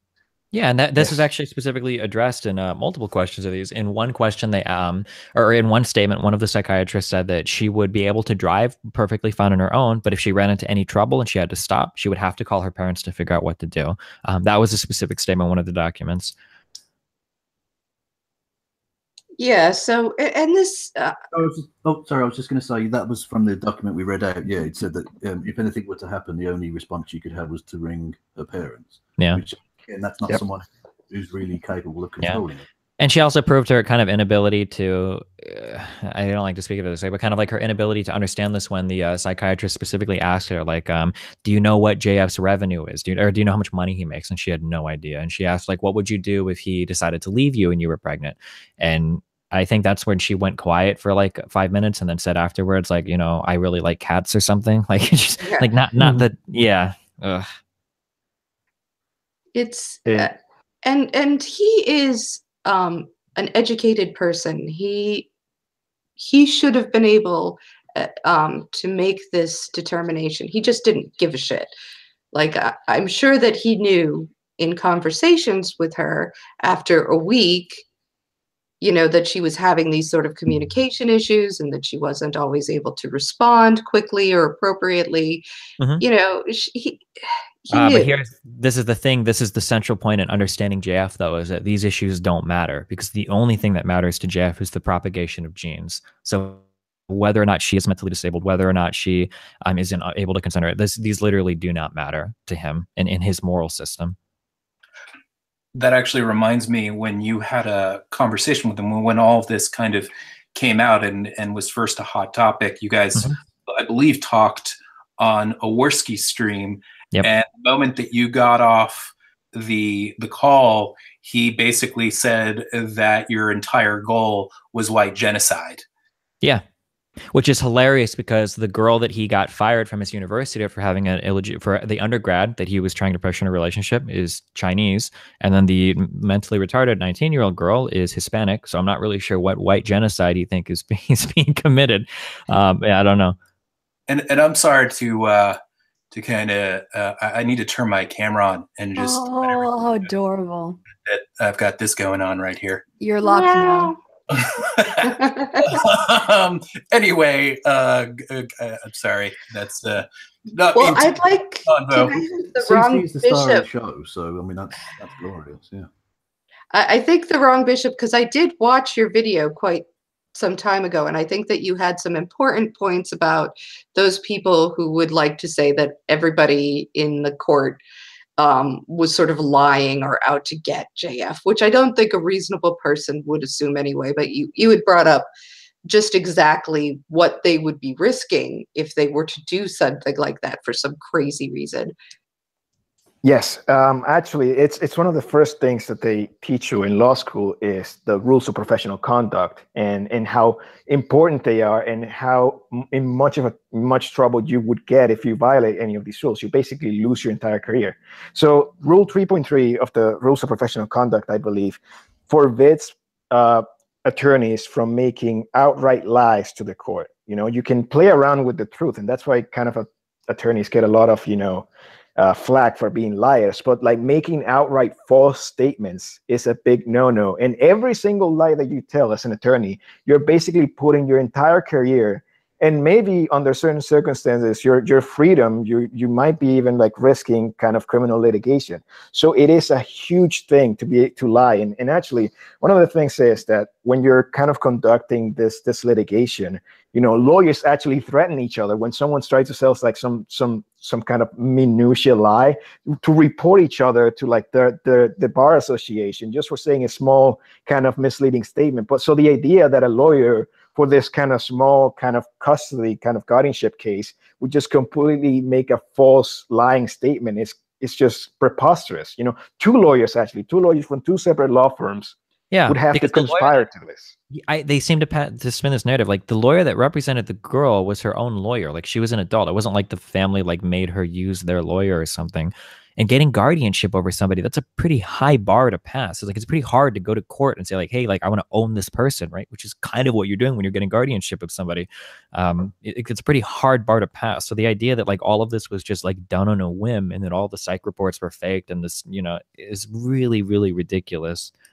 And to tie into this, to a larger discussion, sorry, just to throw this idea out there too, people in this community are highly critical of the concept of rape culture. And yet all these defenses and excuses and, oh, you know, I was 20 or I was drunk, that's part of rape culture. That's normalizing sexual assault. And it's just, for me, I think it's worth pointing out that for the people who complain about rape culture being ridiculous, we see in these cases that it's actually alive and well and really thriving in the alt-right, in the community, in the far-right community too. Yes, I made that point like very clear because I'm not, you know, I didn't buy into the whole rape culture till I saw Andy Warski kind of bragging about this and being defended of it. I thought that it was kind of like I thought it was kind of overstated, you know, just not. But then I saw Andy Warski like the defense he was getting, and it kind of blew my mind how these people could, you know, just stand behind such disgusting acts, which was, and to be honest, I don't think it's controversial to say that what he did was sexual assault. And I'm not kind of trying to be a moral busybody or anything. It was sexual assault. And the fact that they deny it, the fact that they make excuses for it, just kind of really opened my eyes to just how, you know, of a culture that this is and how ingrained it is, and how dumb I was to kind of make that mistake of not seeing it in the first place. That's not even the worst part. The worst part of it is that the same group of people, if you were to give them a story about a woman like poking holes in a condom, or a woman like missing a contraception pill intentionally to try to get her husband to get her pregnant, which is wrong and horrible, but like those people would be losing their fucking shit about that. Like, oh, like men should be able to have financial abortions. Like, oh my God, this is the worst thing ever. You know, but when Andy does it, it's just like a funny kind of bro thing, you know? Or if you were to bring them the exact same story, but change Andy Warski for a Muslim. Yeah, of course. Yeah. And that's kind of the thing. I actually, I don't know if you guys know this, but I was the one that broke this kind of story. A viewer of mine actually messaged me and said, "Hey, you got to turn in on the Kumite. Andy Warski just said some pretty fucked up shit." And I'm like, "What?" So I was actually at work at the time, and I took a break just to hear what he had to say, and I couldn't believe it. I couldn't believe it, and they were laughing about it. Andy Warski was actually laughing about bragging, committing what is exactly is condom sabotage, and that was just disgusting. That was absolutely disgusting, and I have no idea how anyone could defend this guy, but they are. And throwing in some racism, as Kevin also pointed out, you know, casual racism as well. Oh yeah, and he even had to like say it twice. God, I cringed because he didn't think they heard it the first time. Oh yeah.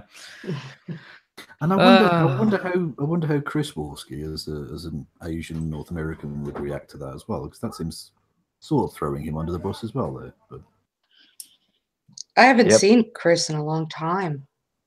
Yeah, I don't know if he's necessarily on board with Andy's white nationalist direction, considering he would be kicked out of Canada because he's not white or whatever, you know. Oh man, people have all sorts of crazy ways to rationalize that shit. It's insane. I was listening to, in one of my debates with Nick Fuentes, this guy is doing like soul math to prove that like his soul is like 91%. He's like, well, I'm 25% Hispanic or 50% Hispanic, but that 50% is Castizo Spanish people, which is like 75% European. So actually my soul ends up being like 92%. Exactly. His name's Fuentes. I know, that's the funny thing, dude. Or when they were in the debate when Tara hopped into the call and she starts being critical, or she's talking about how she would remove invaders from our land, which is a really nice way. You know, they always try to phrase like, well, we just want to remove, you know, aggressive invaders, and that ends up being every single person of color in their definition. And you know, by the end, somebody else asked her in the call, like, well, so why do you care so much about this? Are you American? And she's like, well, no, I'm not American. And it's like, well, why are you so concerned? It's like, well, for your information, my fiance is American, and I'm going to marry him soon, so I'll be American. It's like, aren't these exactly the type of people that you're complaining about, like that get to the United States? Not just that, but Tara McCarthy is part Jewish and part Indian. She's more multicultural than most the funny thing is, but like when you talk to these people, they make the most liberal SJW arguments ever in favor of why they should be included in the white ethno state. Like, and I asked McCarthy that, or either I did or someone else. I was like, why should you be included in the ethno state when you're Jewish? She's like, well, I don't think that just my genetic ancestry being Jewish is important, as long as I can advocate, you know, for the same cause as these other people. And it's like, wow, it's almost like you're talking about how maybe race isn't the most important thing, and that ideologies can bind people together instead. Like, these are all the arguments that. What about if someone was really like a really black guy was also? Well, look at would he be allowed in the ethno state? Is it Braving Ruin? Is the guy on Twitter who's like half black who says he's not? Does anybody know? He's half Egyptian. Yeah, exactly. Yeah, Egyptian, right? Yeah. This is going to sound like this is more multicultural than most places in the West are now. Well, that's what, yeah, that's what I know. Like, you look at like some of the alt-right like fucking poster shelves, and it looks like a Disney Channel like inclusive commercial. Like you've got Terry McCarthy, the half Jewish, girl. You've got Braving Ruin, the half Egyptian guy. Like all these different. You've got Fuentes, the the white nationalist. It's like Jesus. Like this is insane. I actually heard a really hilarious clip from Tara. I don't know what it's from, but maybe some of you on Twitter know of the Liberal Sanity Project. It's just a Twitter user. And he made a video, and there was a clip where she literally said, now, I'd want to be in the white ethno state, but if it was determined that I had to move to India or something like that, I'd do that. I'd do that for the, for yeah, and not just that, but she doesn't have she doesn't even have the fucking right to move to India. She doesn't have that legal right. India's a sovereign nation, for fuck's sake. That's the point. Where are these people going to go to? I mean, your average person from Atlanta or New York that's black doesn't have a right to move to Ghana. Like, what? It's ridiculous. It's always funny to lean into the white nationalists. It's not really fair because most of them aren't obviously equipped to having a conversation. But when you start leaning into them on policy, it gets really funny. Alt hype, like you watch these people flounder so much. Like, okay, well, how does the white ethnicity work? It's like, okay, well, first we would suggest that hopefully they leave and we pay. I'll say, okay, let's get past all the bullshit. You have a group of people that don't want to leave your country. How do you make them leave? It's like, well, I guess we would have to use government force. Okay, so some of them will inevitably be killed. Once you've pushed them out, where do these people go to? Well, maybe they'll go back to their countries where they always say like where they came from, whatever the fuck that means, right? The countries of their ancestors came from, I guess. It's like, okay, well, how do you know those countries will even accept these people? Like, how is this not going to cause war? It's like all these like really stupid, like it's not like a thought out position at all. Ugh. Christy, this is the exact point I was making to Mike Stutchbury last night. Do you remember that when you can back them into a corner and back them into a corner, and it always ends up being, it goes from being, well, we'd ask them nicely and we'd offer them cash to leave, to, well, basically cattle trucks full of dead Jews or whatever. That's always where it ends up. Hey, guys. I need to get going, but thanks for having me on briefly. And I've been sitting in this really awkward position for it's so cute, though. The past. Yeah, I know. It's like when she gets up here, I really don't want to move. Does anyone want to make the joke about there being two arseholes on screen? Oh. Come on, Nate. Just did. I love you both. Come on, Nate. So yeah, guys. Thanks for having me on, and have a good one. And did you say everything you wanted to say, Vadim? Later. What? Did you say everything you wanted to say? Any points left? Any last points? Or are you good to go? I guess just the one last thing that I'll say is you guys were talking about how unlikely it is that there would be lies in this court case. I think it also extends quite a bit to the Daily Beast article that was just released on JF. There are all these people who are saying things like they're not furnishing enough proof. Well, first of all, like they're taking really just JF's word for it on the entire story, it seems. And just what is the likelihood? I mean, like, obviously this woman did interview all these different people. These women discussed a pattern of behavior that's totally ow that's totally similar, but different people who don't know each other, who live in different corners of North America, are experiencing the same kind of behavior from this guy. I mean, it's so unlikely that all of these things would, I mean, the other, if they're not lying, then the other the possibility in these people's minds is the Daily Beast is making it up. And it seems like, that would be so easy to prove. It would be so easy for, you'd think that these people would come forward and say like, yeah, I didn't say that. So I guess I'm just saying that these people who are doubting the story, it's like their reasoning is so flawed, and I'm just amazed that it doesn't occur to them how flawed it is. But I guess that's what happens when, I don't know, when you're really biased towards someone that you like, or if you're just a fucking idiot.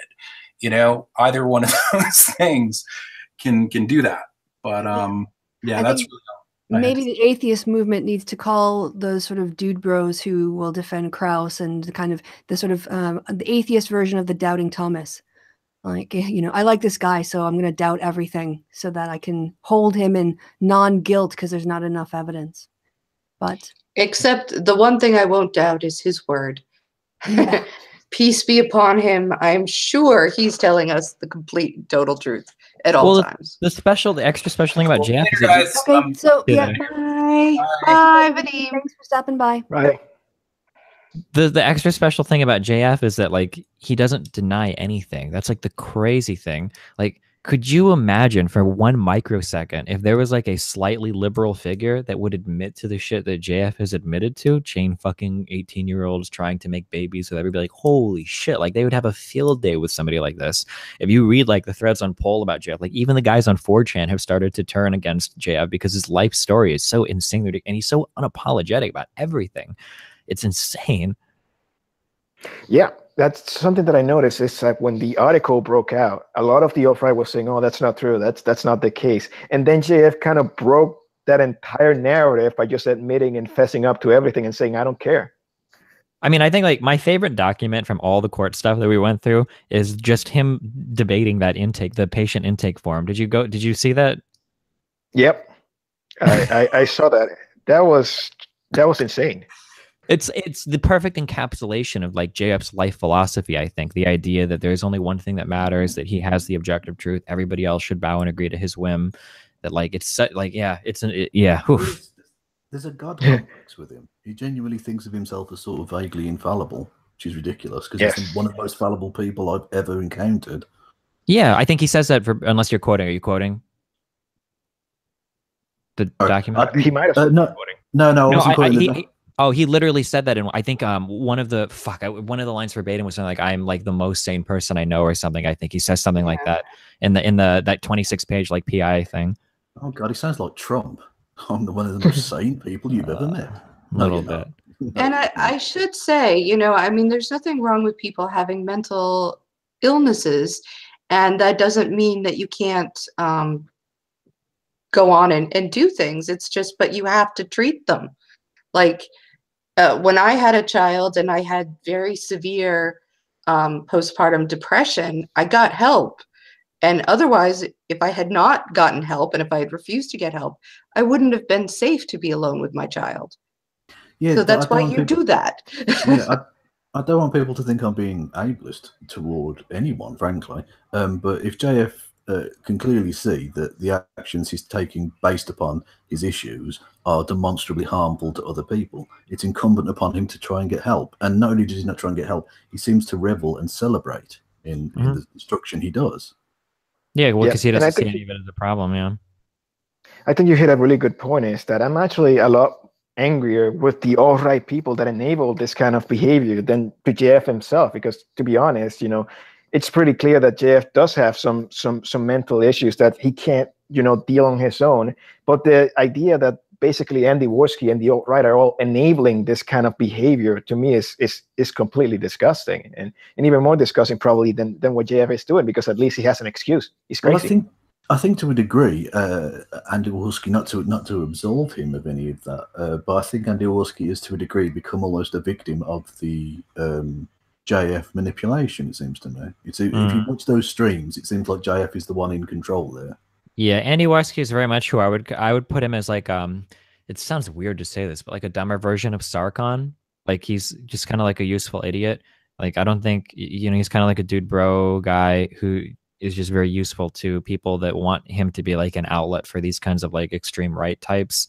I guess like in one way, like if I'm being totally human, I do feel kind of bad for him, because god damn is he in like such a predicament that he probably doesn't fully even comprehend. Like when he's on like the Daily Show laughing about like extermination jokes, I don't know if he realizes like how fucked his head is.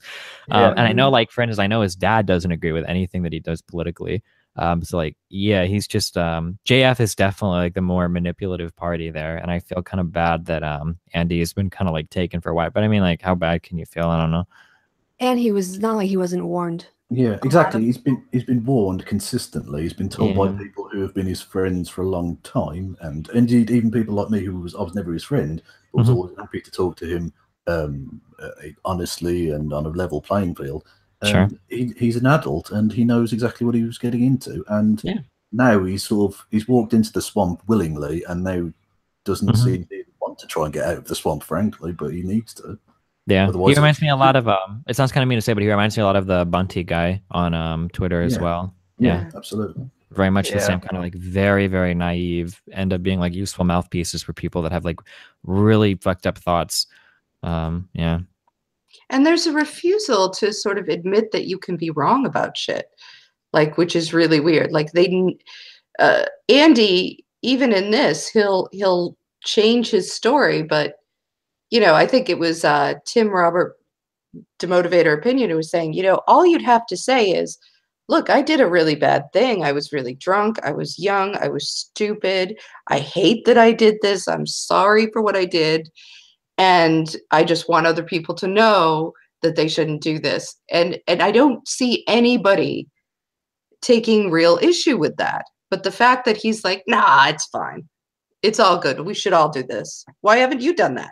Why haven't you taken a condom off during sex? I don't know what's going on with you. Like, that's where it's the other guy's reaction is sort of quite funny and telling when he says, like you say, he says, oh, well, haven't you ever done that? And he said, no, I've never done that before. It's like asking me if I did X, Y, and Z. Like, it's, the incredulity of him thinking, well, everyone's done that, right? No, we haven't fucking done that. It's ridiculous. Yeah. There's this big thing that I noticed when talking to a lot of these guys, which I've unfortunately done more than I cared to. Like, is this like attack, deny, pivot, like always. You never, ever admit anything is wrong. I don't know if it's like a conscious thing that these people do, but oh my God, the attack and pivot is so frustrating. Like, you have to be like it's like catching snakes or something, like trying to hold somebody down to a single point without them pivoting immediately to another topip. Yeah. And no one will ever admit they're wrong about anything. I mean, Trump hasn't done it at all, and I mean, he's doing fine, so. Yeah, the old right. I don't know if Andy Warski necessarily it's an intentional thing, but I would advise you to look up a guy called Vox Day. He wrote the 16 tenets of the alt-right, and one of those, and it's sort of seen as the closest as you get to like a rule book of the alt-right. Yeah, I've read one of those is was it to always be on the offensive, both literally and figuratively, and never admit that you're wrong, never admit to a defeat ever. So from that perspective, I don't know if it necessarily applies to Andy Warski, because I think that would be giving him a level of research that I don't think he's. Oh yeah, no, it's not. I don't think it's intentional. It's just something that becomes like I mean, I identify it as like kind of like fascist behavior, but it's like these types of people very much argue in this way where you never give any ground. And it's not just these extreme types too. Have you ever listened to people like Rush Limbaugh or Glenn Beck or these, the conservatives on the radio, or people like Sean Hannity or whatever? Like, it's very much the same. You never admit fault and you always just chug along. Yeah, keep moving the ball forward, basically. Yep. Always. You have to keep your opponent on their toes. Like, yeah, why would you ever admit that you're wrong about anything? You just look weak doing it. So you just find a new place to attack and you pivot. Or you pull a whataboutism. We elected Trump because he's not Hillary, but how many times do you criticize Hillary or Trump and hear somebody say, well, Hillary did it, Obama did it? It's like, okay. Yeah, exactly. Yeah. Well, like you say, Trump keeps doing it. Imagine if Obama had done half the crazy fucked up shit. But Trump, because he doesn't ever admit defeat, and the media are so pathetic at tackling it. Like, I wish there was an alternate. Can you imagine a black man running for the United States with multiple wives in his past, being divorced? Could you imagine a black man who had an affair with a porn star or was caught on record saying grab him by the pussy? Oh my God, it would be ridiculous. Like, it would be game over. Oh yeah. It was absolutely scandalous that Michelle Obama revealed her shoulders in one of the or that Obama wore that tan suit or whatever. Yeah, exactly. Or asked for Dijon mustard on his hot dog. Jesus. Getting back to the Warski thing, we kind of now have, sort of a, with these two stories coming out, getting a lot of attention, the issue of, well, okay, so should people disassociate from, hanging out with, like, if you Destiny or Kevin, you've been on interactions with JF and Warski before, is the right thing to do to sort of shun them, or is it to go on and ask about these things? Wow, I don't know. I've personally stopped wanting to go on streams with Andy, mainly because of the incredible racism thing. Because he's not doing debate on that show anymore. Right. It's literally just, well, here's one type of white nationalist debating another type of white nationalist over what type of white nationalism they prefer. Yeah. That's not debate. That's just fucking circle jerkery nonsense. So I'll have no part of it. But with the rape thing especially, I'd be sort of tempted to go on and say, look, here's the document. Explain this fucking document where the psychiatrist says this woman was incapable of, of consenting, and therefore JF is a fucking rapist. Very simple. But I dare say, look, as we were just discussing, the pivot and obfuscate and deflect away from themselves and then attack you for something completely different would be the strategy they would always go for. Mm-hmm. How about you, Destiny? Nah, fuck that shit. I don't let any of those guys make money off of me. I always say if they want to talk, they have to come onto my stream now. But I think hanging out with them has actually been so damaging to my revenue stream that I actually don't want to do it anymore. It's actually like insane. These people are fucking lunatics. Like I have people like trying to dox like my child's mom and shit, and it's just way, way, way too insane for me. I can't like I used to advocate that everybody should engage people in debate, but I can't do it anymore. I actually like totally 180'd my stance on deplatforming too. After I got banned on Twitter, I got like 20 people banned afterwards because we started like spam reporting like fucking everybody. Yeah, no, I'm way, way done like going onto their shows. I'm not going to do anything that like gets them money or anything. So I would never go on Andy's show in any structure or on any JF show with any structure. If they wanted to come onto mine to get dressed down, then maybe, but otherwise, no way. Fuck that. That does seem to be a tactic of the alt-right in particular, is to basically terrorize people into not criticizing them. Yeah, which is really sad, but like, and I hate to admit that because I can't really talk about that, but that is like a hard line for me. Like if I feel like my family's life is threatened, like, I mean, you win, like I drop it by default. Like, I don't know if you're some 14-year-old dumb fuck on the internet, or if you're like some 23-year-old dude who's got too much time on his hands, who's going to try to hunt people down. Like it's too much of a risk for me. So I mean, congrats, you win. And talking about coming on your stream, if you ever wanted to invite me, that's fine. I would consider the request, of course. Well, I've got an outstanding request with Destiny, and his fans are asking for me, so I get to go on. So I'm behind the queue. Yeah. Just crying. Yeah. But yeah, I think this whole issue of, who goes on their shows now, who associates with them, who's just going to shrug this off, or if there's going to be more of a backlash to this, because we also had within the atheist community, I can't say her last name because it slips my mind, but Christina, if someone else can save me. Brad. Right, and her video on Kraus and her interaction with him when he was acting inappropriately, very inappropriately. I don't know if you guys want to stick around and have a chat about that as well, if there's other things with the JF Warski stuff that we haven't covered that you want to. I would say that there's one thing that I do want to cover, and that is kind of there's been a lot of speculation about whether what Warski did was legal or not. I specifically said that it shouldn't matter whether it's legal or not. It should be whether it's moral or not. But I do want to kind of stick up to that point. As far as I know, it's a legal gray area. It's something that if someone were to kind of ask a lawyer, they wouldn't say yes or no. They would say, I don't know. Because honestly to God, if you're in Canada, there hasn't been a preceding case as far as I know. There's been some rumors that there was a preceding case, but there hasn't been a preceding case.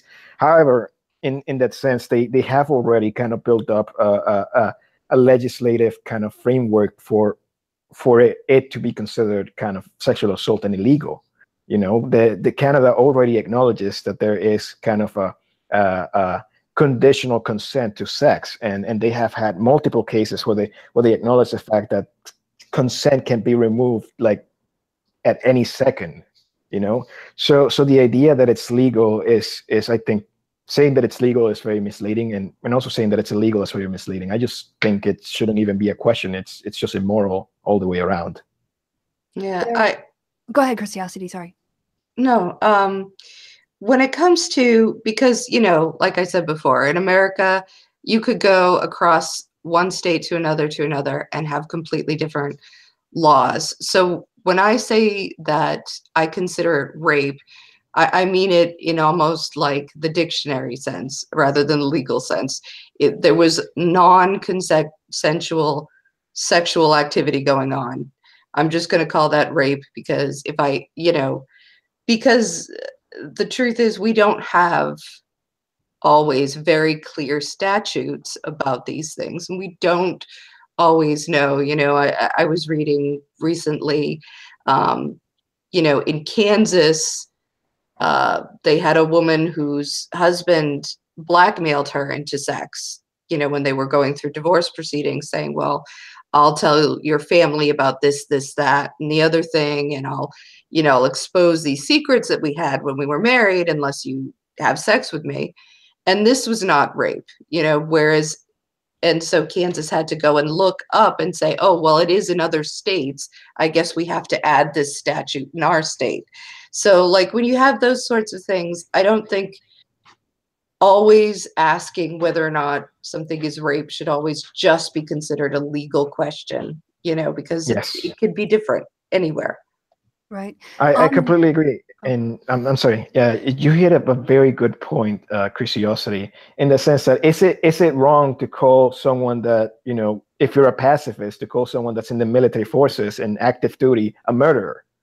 No, it's not, because you're referring to the actions that they did. You believe personally, in your opinion, that it's murder. It's the same reason why many of the kind of JF fans kind of like told me that what Destiny did was defamation. No, he saw the information. He saw what JF had submitted to do, and he considers that, in his opinion, to be rape, and that is completely fine, and that is completely allowed, and it doesn't really break any slander laws. It's you need a factual statement, and you need a factual statement that you knew was wrong. And I think that the analogy of of calling an armed forces official a murderer is the perfect analogy. You can have an opinion on what is or isn't wrong. These words, murder, rape, sexual assault, they are legal words, yes, but they're also they're also kind of moral words, and your morals can differ from what we consider the law. So it's kind of a moot discussion that they're trying to bring into the table, in my opinion. On the issue of the law, I know in the U.S. it's not illegal in most places, or I don't think anywhere yet, in terms of stealthing as Warski described doing it. But 2 states, California and Wisconsin, had legislators, both women, who introduced legislation to make it illegal. The California one was very gendered. It comes from like a woman's sort of experience or report of sexual assault, whereas the one in Wisconsin, that was actually authored by my friend, a woman that I worked with and knew back when I was in Wisconsin working Democratic politics. She got elected to office and she's doing great work. Hers would be more gender neutral, so that if someone destroyed a condom, it was the destruction of the condom that was the crime. It didn't have to be a man took his condom off during sex. So if a guy poked holes in the condom or a woman poked holes in the condom, they would equally be committing a crime. And I think that's the way to go forward on this issue. And I do think it should be a crime in law, not just a moral crime or a moral wrong. It should be. Yeah. I completely agree with you on that one. It definitely should be. But and that's this is the problem. Crazy feminist again, all about equality. No, not at all. I'm being ironic. I'm being ironic there too. Yeah. Yeah, of course. It's kind of weird because I've always been kind of like center right. And I'm actually very disillusioned with many of these people who I thought, I was supposed to be the reasonable side of the conservative kind of side, just completely going bonkers and accepting things that I would consider to be just absolutely preposterous. And to be honest, absolutely just it's proving kind of the feminist theory correct. And I'm a full believer now, even though I'm still kind of conservative. You can be a critic. Even though I'm always trying to be a market capitalist. I think that, to be honest, Christy, I do say that you were right all along. All of these people are your assessment was completely correct. And as someone who has been kind of a passive fan, I didn't have much time to kind of get active in the community, but a passive watcher here and there. I gotta say, I think everyone owes you an apology. You and Francesca Ramsey and Anita Sarkeesian, an apology, because at the very least, on certain individuals, you were completely on point. Oh God. Now I'm gonna have to spend the next week deflating a fucking ego. Brilliant. No. What I would say is, the apology is a fabulous first step, and that's great. But what's more important is the change in perspective and seeing things from a different way and being critical about things. That's actually the important part of having the discussions and pointing these things out. So I'm inspired by that. Well, what I would say, and if something that I want to, if I could expand my platform, is to say that you don't have to kind of, you know, be an accomplice to all of this kind of awful, shitty behavior to be a conservative, to believe kind of in markets, to believe in kind of the idea of in kind of like capitalism in a sense. And it's something that I've been told multiple times. They told me, like, you're a bad conservative because you're punching right. And I'm like, no, I want to clean up my side. And these people kind of believe that fascists are friends, and I consider that to be just so un-American. It's not why I came to this country, you know. Well, before you gave me the, you know, sort of the compliment that came out actually from more for feminist critique, out of it kind of hit me out of left field.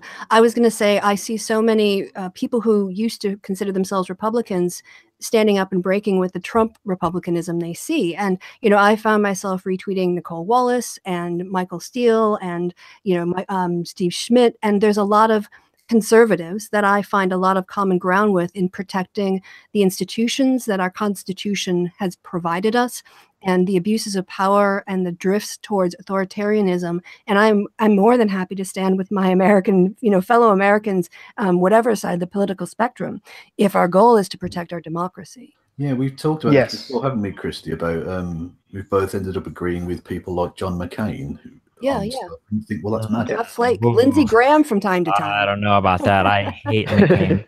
I actually have a really big problem with this because I'm a pretty ardent capitalist, like very much so. Like another time I'll defend capitalism to the death against other economic systems. But like, if you are a conservative in the United States, you have no home.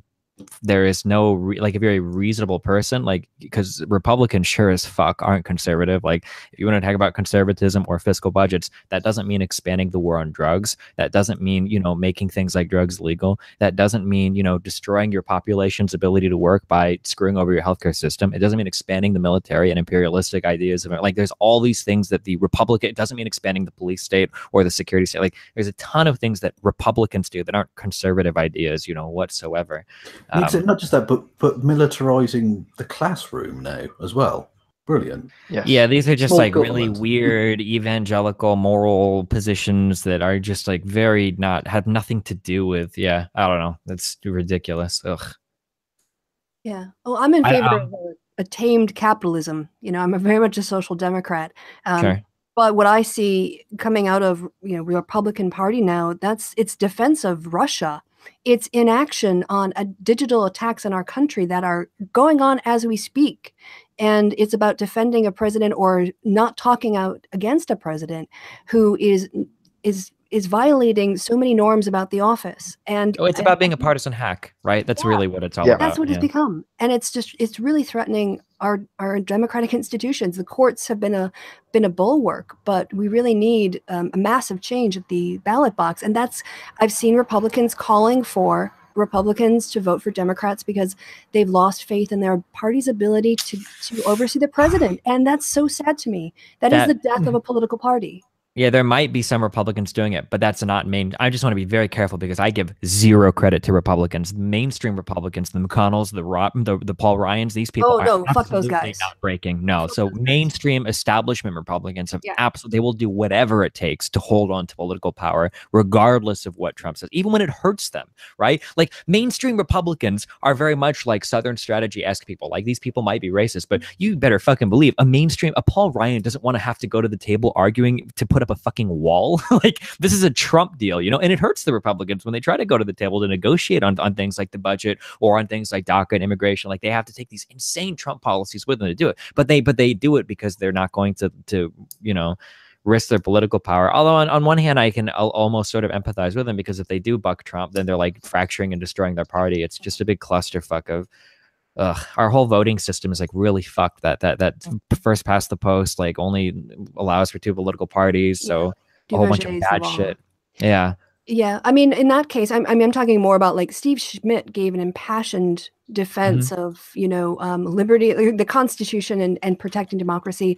My people in my family have left the Republican Party. They've been so disgusted. They're still conservatives, Sure. but they can't bring themselves to vote for the kind of candidates that are, protecting. Well, in this case, Yeah. it was Trump in particular. And I do find common cause with those previous Republicans or disaffected Republicans, because for me, the larger goal is first protect the Constitution.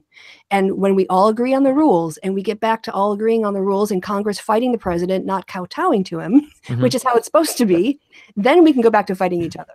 Yeah, but first we need to get the game or the rules of the game right. The only issue that I have with like the McCain types is that they'll sit out there and they'll talk the talk and they'll give these big speeches and everybody will get behind McCain. But then when it comes time to vote, what the fuck? Where did he go? Like he's back on the towing the party line. And McCain did that so much. Oh yeah, I wasn't defending McCain from that perspective. Yeah, that's why I hate that. I'm really the shit I've heard him say. You know, there's like two people that I always have to make people do like a double take on, and that one is McCain, where people are like, you're like, oh, McCain's like, man, fuck off. Look at his voting record. This guy doesn't back anything he says. And then the other is George Bush. When people, and I even call myself doing this, I was like, well, George Bush wasn't actually that bad. It's like, nah, George Bush was a pretty fucking bad president. Like, don't let Trump. Lie, you know what? He took us to war on a lie. There were no weapons of mass destruction.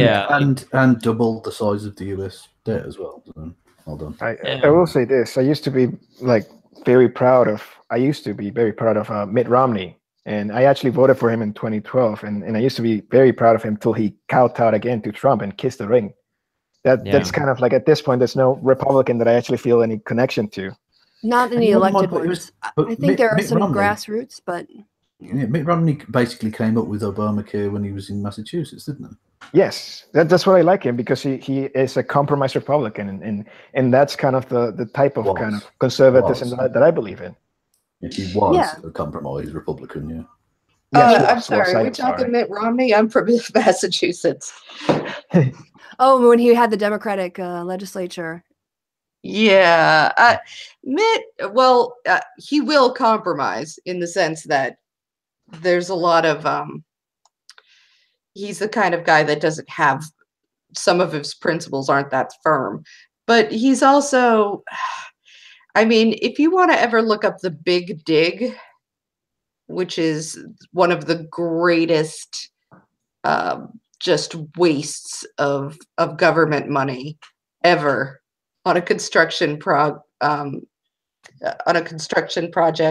that went years over and hugely over budget and killed people and was just garbage. And he was the governor the whole time. And it was just like, and that's, I think, goes to what Destiny was saying. Like, you can say that these Republicans are so conservative, but they're really not as conservative as you think they're going to be with money, you know, because they have these, it's this big moneyed interests come in and lobbyists come in and rich corporations come in. And the next thing you know, you're just giving them, oh, go ahead. I'll give you this, this government money to go and do things. And I'm not going to look too closely. I'll look the other way when you're doing things that you shouldn't be doing with taxpayer dollars. Like, it's ridiculous. I have no patience for any of these people. Or putting money on the deficit so that corporations can take the tax credits and breaks they're going to give 65% to themselves by buying back their stock and spend 15% on wages. On wages. Well, the point that Destiny made was true. There's no place for actual fiscal conservatives really in American mainstream politics, because definitely not. Look what they've done with the tax cuts. It was immoral to give the rich that much tax. If you were going to have tax cuts, you would have to give them to the middle class and the poor for a start, and secondly, because that would actually stimulate economic growth. But the putting the already hugely bloated American military budget and putting an extra $400 billion or something on it. What are you doing? That's fucking madness. Well, one of the big problems in the States is, and there was a study that showed, if you look at a policy outcome and you look at the factors that go into producing that policy, like lobbyist money and voter public opinion and citizen activism, when you put it out in a regression line, you estimate the impact of every single factor in your model. public voting, the public had no input, no statistically significant impact on the outcome of legislation. It was entirely down to lobbyists. And that's really the problem fundamentally. What we need to do is hopefully we can get a big wave in this next election and try to start freeing people, make politicians accountable to the voters, not to their lobbyists, because it costs money to run elections. And so people put interest money in there, and then you create these dependency relationships. So and with the Citizens United thing, you give the rights to essentially campaign on behalf of political opponents to businesses. So you can essentially literally legally buy the votes of politicians, and there's nothing you could do. There's nothing you can do whilst that's in place. Right, we've gone far afield. So who's going to come in next? Yeah, Bishop, the wrong bishop. No, I think I don't disagree with anything you guys have said. I just think that it's kind of a corruption in the system, in a great system, rather than just a failure of the system itself. I think that there is a way to make corporatism work, and to be honest, I would say, as a whole, I think corporations have been a great conduit for social justice and for progressive values in other countries, in countries like, say, the Middle East and China. They've increased they've changed the cultures around them, and to be honest, I don't think that corporations are necessarily bad, but I do think that they need to work in their favor, and I do think that the government should be able to push back against it. And what I'm seeing right now, and what I haven't seen for the last 10 or so years, is just this government kowtowing to corporations, at the very least the Republican government, and partially the Democrat government. And I don't think that's healthy. I think that radicalizes the working poor, and you never want to radicalize the working poor, even if you believe by just kind of like principle that in this kind of like objectivism, you never want to be in a position where someone, where the working poor might overthrow you, and that to me seems foolish.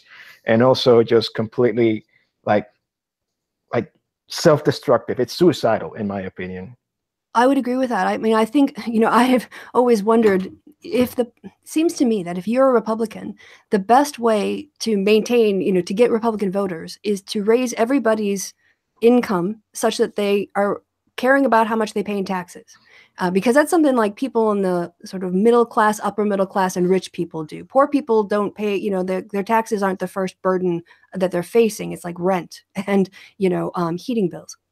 And yet the policies that the Republicans carry out really just go to exacerbate income inequality. And as you say, lead to a radicalization of people in the lower economic status.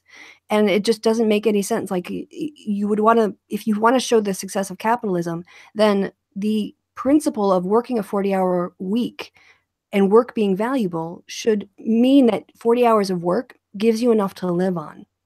And shouldn't that be the goal of spreading the wealth of capitalism and showing its great success? And yet their policies just do the opposite.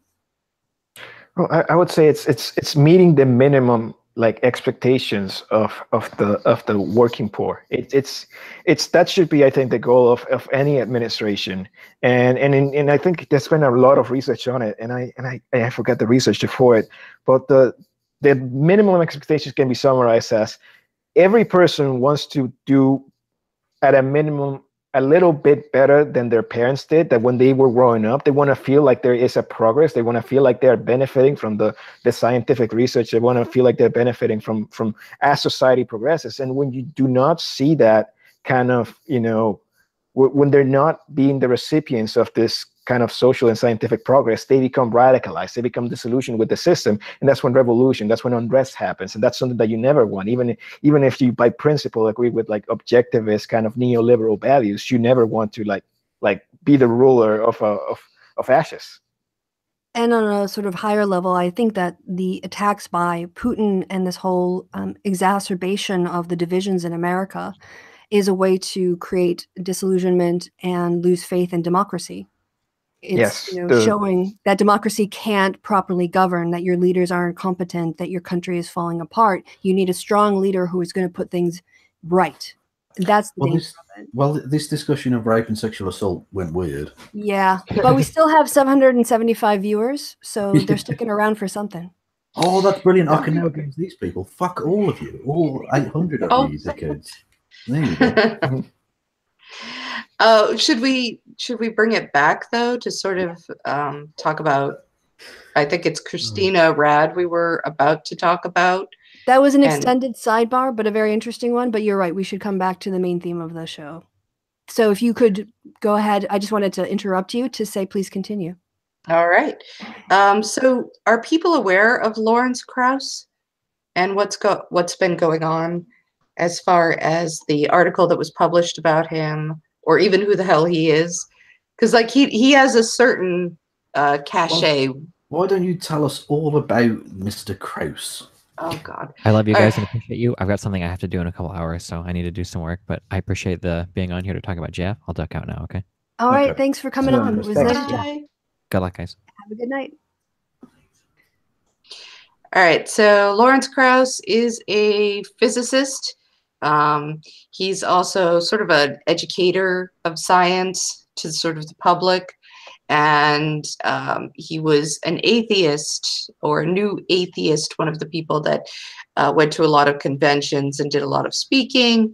And for a long time now, women have been saying that he has been very inappropriate with them.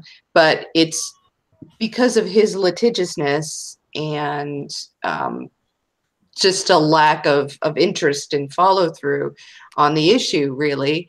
It hadn't really come to light in a very public way. It was more like a whisper campaign of, you know, he does these things and you should stay away from him.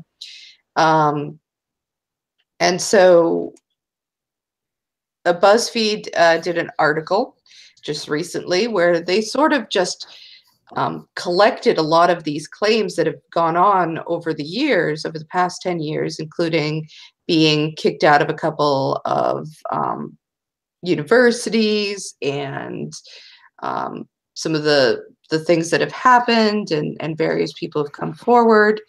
And the new atheists had a fairly, they did not have the most wonderful responses overall. Eventually, most of them have come around now to being like, well, yes, it does appear that he sexually harassed some women and we should probably not have him in all of our conventions. But it took a while, and they haven't really been able to do sort of a clear, like, okay, so he did these things, it's bad, that's the end. You know, it has to be, well, he may have done some of these things, and we feel bad for him because he's got problems, and Me Too is a witch hunt also, and we really need to make sure everybody understands the difference between rape and, you know, all these other things, you know, all this sort of window dressing that has to be put around, because they can't just make a simple statement like, yeah, sexual harassment is bad. So Christina Rad, she's been an atheist YouTuber. She's a Romanian woman, and a YouTuber for years and years. I've really enjoyed watching her stuff in the past, but she hasn't really posted much for like a couple of years. So she just came out with a video where she discusses her own personal situation, where she met Krauss and he was just touching her inappropriately in front of people, and she was horrified by that, and, you know, kind of took off after that. But she was sort of just coming forward to say, look, you guys, you need to listen to women. And it was a very, like, listening to her was kind of heartbreaking, because you could see that she was coming forward with the expectation that even with all of this, she wouldn't be believed. Like, she's, you know, hedging all of her bets and saying, I know you guys are going to just say I'm a lying hoe and I'm coming after your guy. And it just sort of showed how difficult it is for women to sort of come over this barrier to talk about this, and how important the Me Too movement is for that, in giving women this opportunity to have a voice and to say, no, no, no, this is what's happening and it's not right. that's my spiel. It was very well said, very succinct and to the point, and very morally clear. Yeah, and if you haven't watched the video yet, I would recommend that you go and watch it. As Chrisiousty mentions, you can tell that she's very nervous about telling her story. But I also think that it's important because I've had a situation where someone came to me and it was over electronic communication, and she confided in me something that happened to her. And I could tell, like, from the way she was using language, she was distressed, but I didn't hear her story in person. And this isn't a personal story, but it is a visual medium. It's the next best thing to her telling you personally. When she goes through the motions and describes and actually demonstrates how Kraus touched her, it gave me the shudders. Like, it's so clearly could not be misunderstood. Absolutely not. And if this was, and her demonstrating that, and she also linked it to the woman who kept trying to touch her leg, and the visual image of how creeped out, disturbed, stunned, violated, so many people, women, have felt when he's pulled this stuff on him, it does have a different impact. So I would recommend going and watching, and if it makes an impression on you, leave a positive comment for her so that she doesn't just get backlash. She does know that there are people out there who support her. Yeah, so that's my thought. Yeah, that was a really heartrending moment when she basically said, she goes through this intro explaining the backstory and stuff, and she's clearly really upset and sort of scared about the reaction she's going to get. It's appalling that's, I mean, people ask why women don't come forward more often. Look at that. Look, I mean, that was just a relatively mild story. She wasn't even accusing him of rape or anything. And for her to be that scared, I mean, it was just appalling. And I have to say that I'm as disappointed as I am with the wishy-washy or complete lack of responses from the leadership, the faces of movement atheism. There are so many voices at the next level down, the sort of YouTube personalities, the podcast personalities, the people with big Twitter followings, the people with blogs or vlogs, people who are active in their community, who are disgusted by the lack of response. And it's that, I can't think, maybe I'm wrong and someone can correct me. I mean, if when the charges started to come out against the police and there was a group formed within the Catholic Church of people who weren't in leadership, but who cared about these issues and were criticizing the church and saying we need stronger reactions, I don't know if any group did that, but I am so proud of the people who are stepping up, and Chrisiousty and Kevin have both talked about this issue and made their voices part of the conversation on social media and through YouTube. And that is what we need, because us connecting up together and also presenting an alternative, this is sort of the same, moral failings that the wrong bishop was talking about. If you say that you adhere to humanist principles, then you cannot fail to lead when a situation like this comes up. And I think that it's a really good thing that we have a lot of people who not only are speaking up, but then have their audiences supporting them and echoing back saying, I feel the same way too. Or here's another point that you didn't mention on this same topic.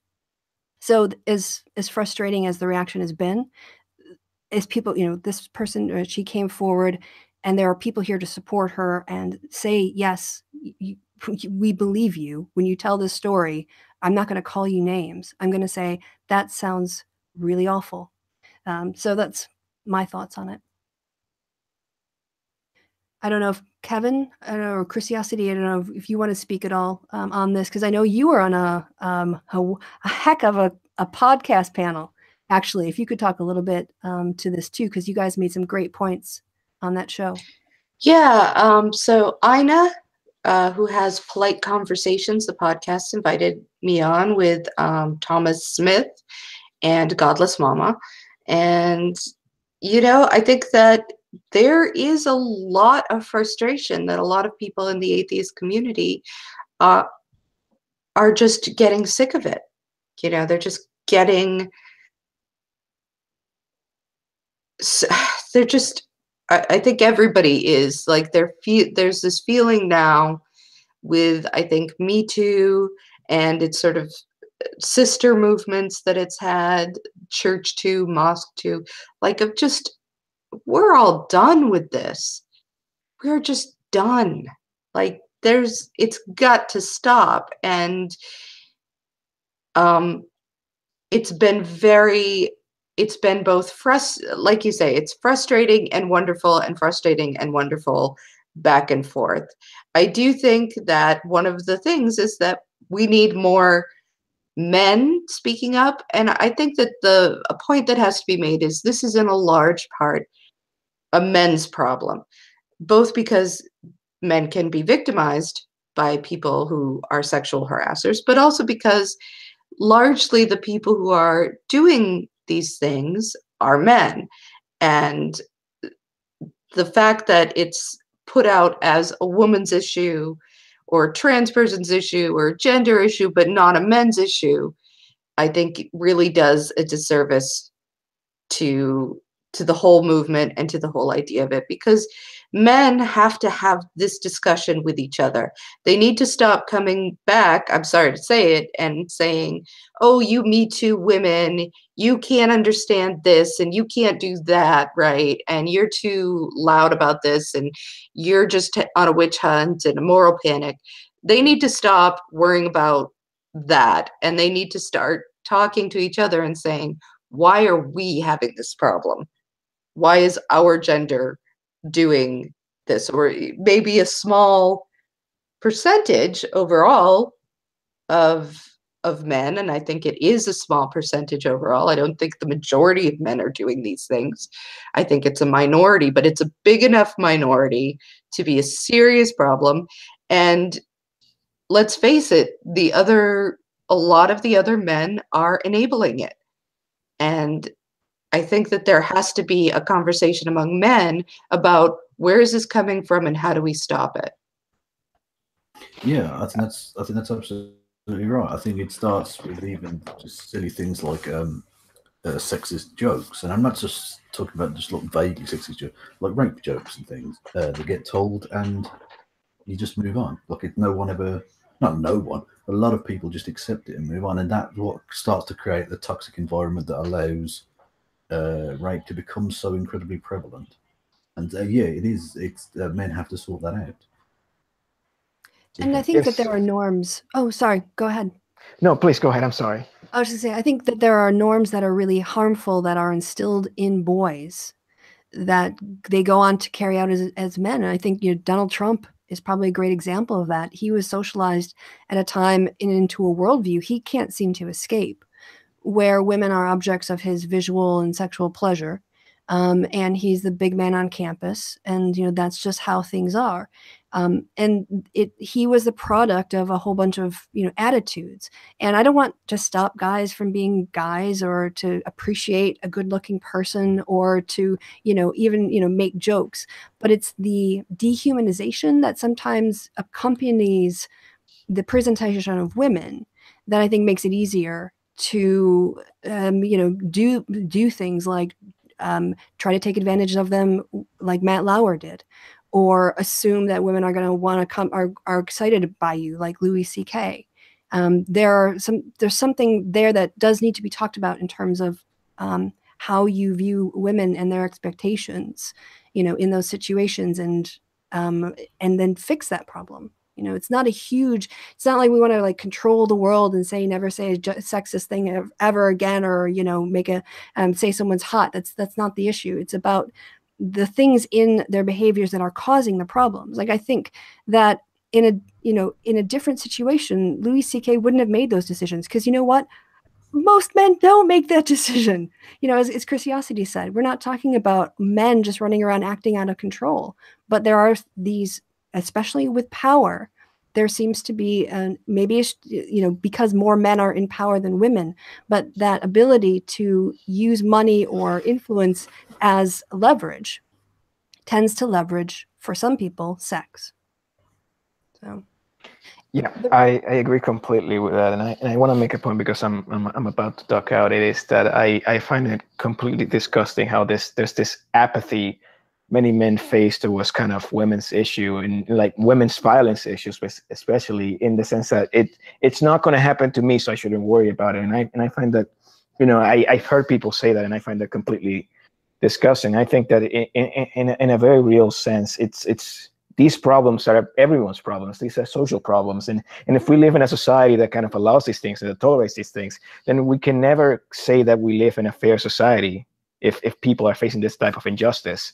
And I do agree with Kevin and Chrisiousty and you, Chrissy, here that it's something that men should be almost at the forefront of it and kind of like calling out this despicable behavior, because it's kind of, they're the ones that have in the culture, in a certain sense, there is a separate culture between kind of the men and the women, and there is locker room talk, and being part of that locker room, you should be able to kind of stand up and say, oh, that's not cool, buddy, and that it's not happening, that this kind of conversation is not happening, that this kind of like ideas are not being propagated, and instead we're defending this type of sexual assault. To me is something that like I said, I can't believe it. I can't believe it. I thought we were all on the same page, that this will never be cool and this type of thing will never be cool. But I guess I was wrong, and we weren't on the same page. And I guess that's kind of my what I will end my stay here, because I do have to go now. Thank you. It's been great, and I'll have to make sure to thank StirCore for setting us up on this Google Hangout Playdate where you came over. It was fantastic. I have watched some of your videos before, like I said, and I find them very elucidating. I like listening to lawyers talk and explain things. Well, you've got after this, you will be gaining a new subscriber in me, Wrong Bishop, because you were rather interesting. Yeah, thank you. I appreciate it. To whatever you're your YouTube channel, and I'll put it in the description box below so people can find you. Sure, I will DM you on Twitter. Thank you so much. This has been a great conversation. Like I said, I think you guys are doing great here, and I appreciate it all. Thank you. Thanks. Bye. Bye. Bye. and then there were 3. And we're back to the original gang of 3. Nice. Yeah. Well, that was a wild ride. We just had random YouTube celebrity people just popping in. It was fine, We were just playing it chill. Got over 800 fucking people watching at one point, which is mental. There you go. They all ditched out after Destiny left, which I get that, but they came for the ride, so that was fun. But we still love the people watching now. So thank you. No, I don't. I still hate everyone. So. Yes, he ironically hates you. So did we want to keep going, or do we want to wrap it up? How are you guys feeling? I don't know. I'm hungry. That doesn't really answer your question, but you could, because that's what I did. I took my break. I just say a little of the backroom story, like what's happening. So I wanted to go get a snack, so I just threw the show over to Kevin for a little while. Went and refreshed my drink. Got some hummus. Eat spicy hummus. Do you know what my leading of the show entailed? Absolutely nothing. They were having a great discussion, so I'll just let it go. That's a good time to be a host. Yeah, exactly. Yeah. But yeah, I mean, it is almost dinner time here. And your crazy children are about to go fucking mental over spaghetti or something. Yeah. Okay. Well, it's St. Patrick's Day, which in Boston is a thing. In the Boston area. I think it might be a bigger thing than it is in Ireland sometimes, but it is. Yeah. Well, I know that both the Boston and New York St. Patrick's Day parade were always bigger than the one in Dublin, which is quite So I've got that going on. I love that because of the immigration, obviously, of Irish people to those places. But I love the fact that in Ireland you get the odd person who's like really anti-immigrant, and you think, you're Irish? What?